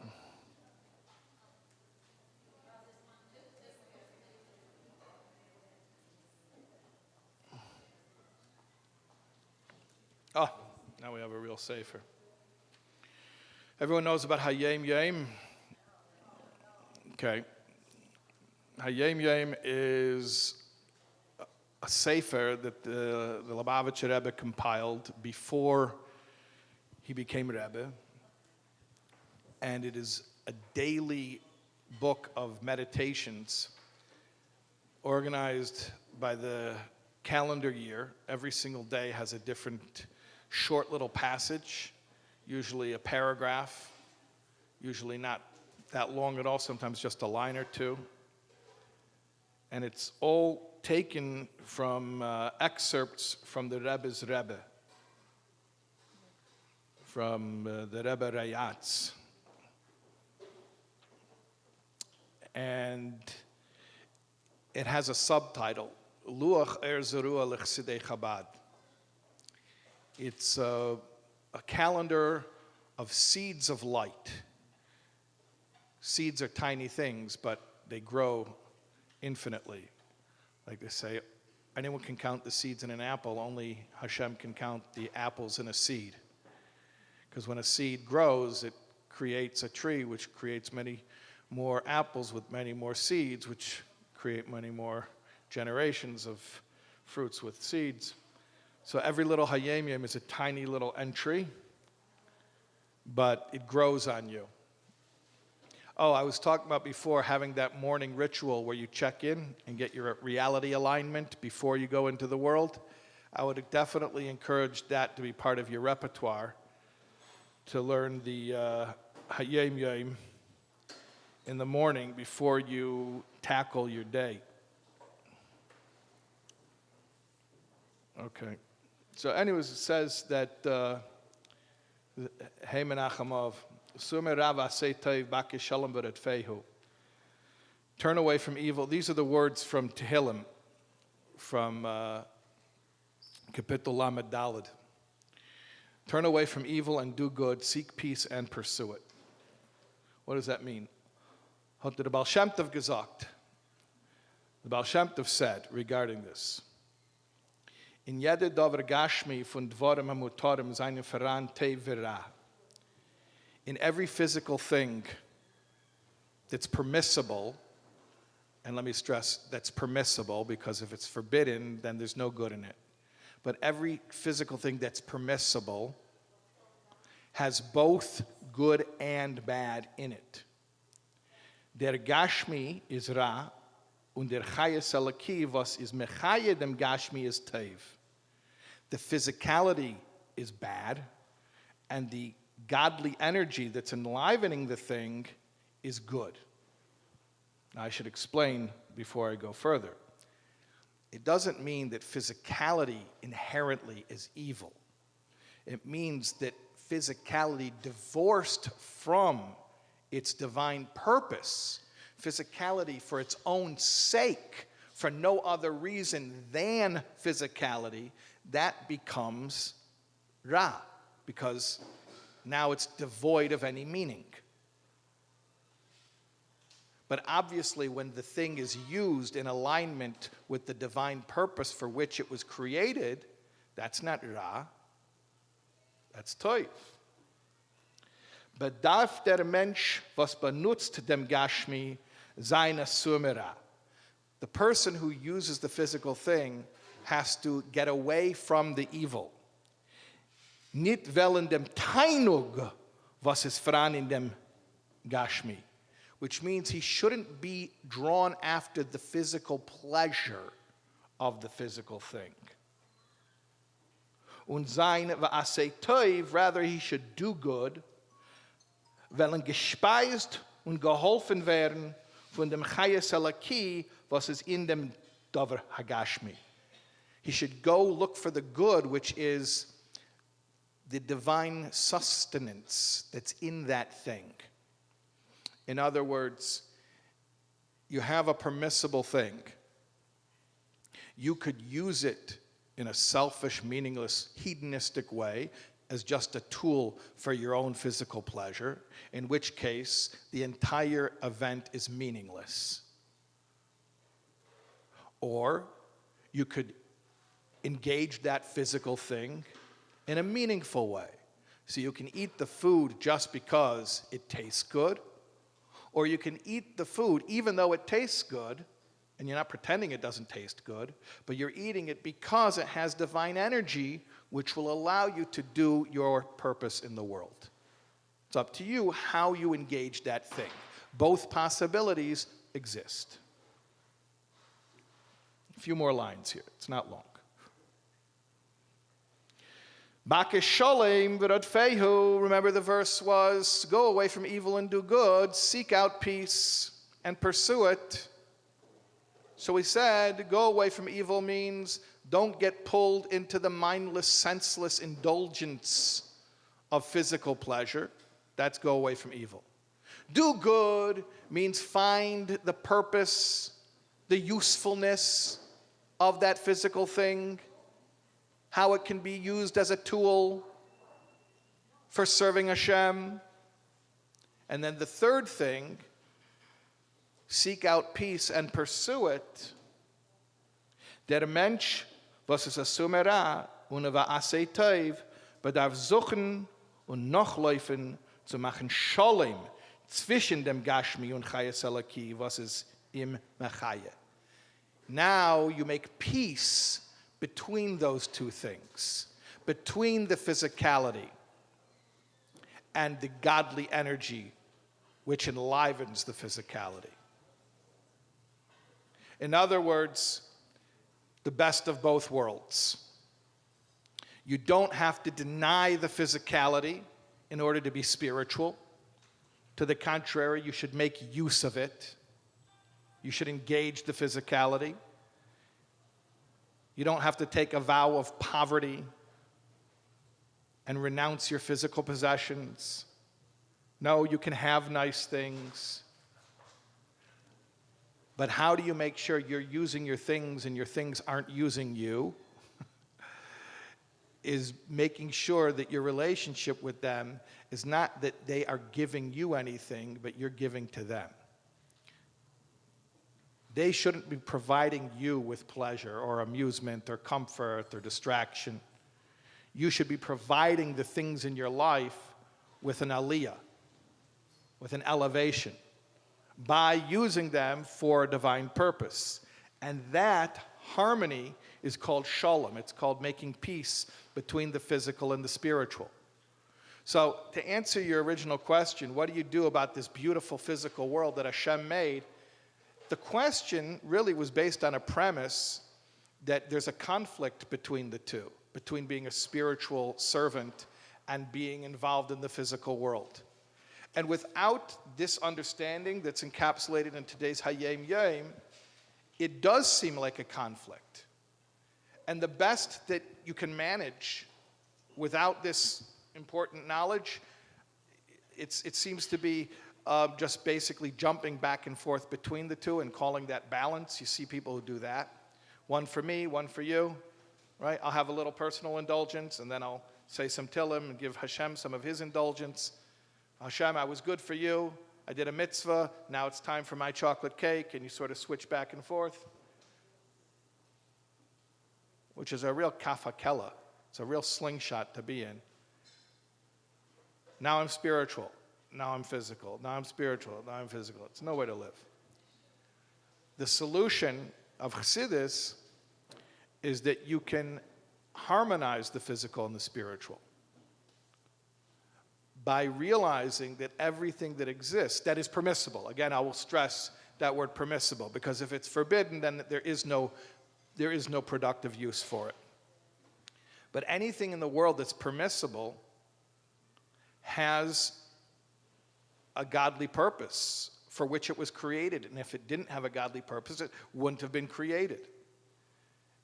And if you as a Jew can use something in this world, whether it's the food you eat to get calories, to daven and to learn and to do mitzvahs, or it's the car you own in order to do carpool and to take your kids to go learn Torah, or it's the house that you own in order to have Shabbos guests, or whatever, or your money that you earn in order to pay tuition, give tzedakah, and to do all types of expensive things that being an observant Jew sort of require you to do, then you are using the physicality for the purpose for which it exists, and then you are having the best of both.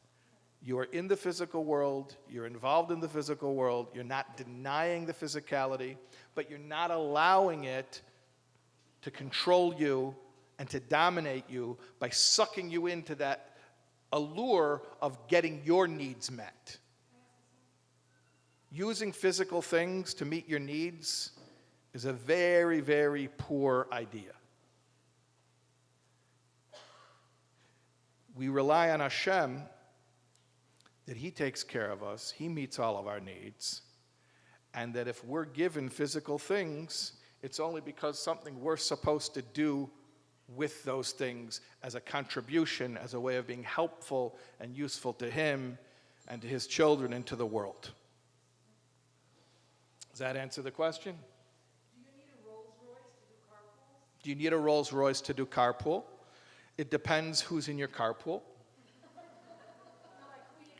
So, and that's why Aseh lecha Rav Yistalik min hasafek.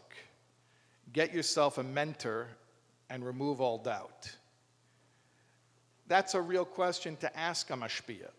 And by Rav, I don't mean like a poisik. I mean a mentor, somebody who is objective and you respect, and you can ask, you know, I want to buy a Rolls Royce for my carpool. You think that is justified? I don't know. See what he says. Find out. Don't argue when he says, I think you'd be okay with the Bentley. You don't need the Rolls Royce. You can do, yeah. Okay. I could stay here all day, but what are we doing here? Huh? We're good? Is it Pevsner? What do you say? Yeah, we're good? Okay, thank you, everybody, and happy birthday again. Okay.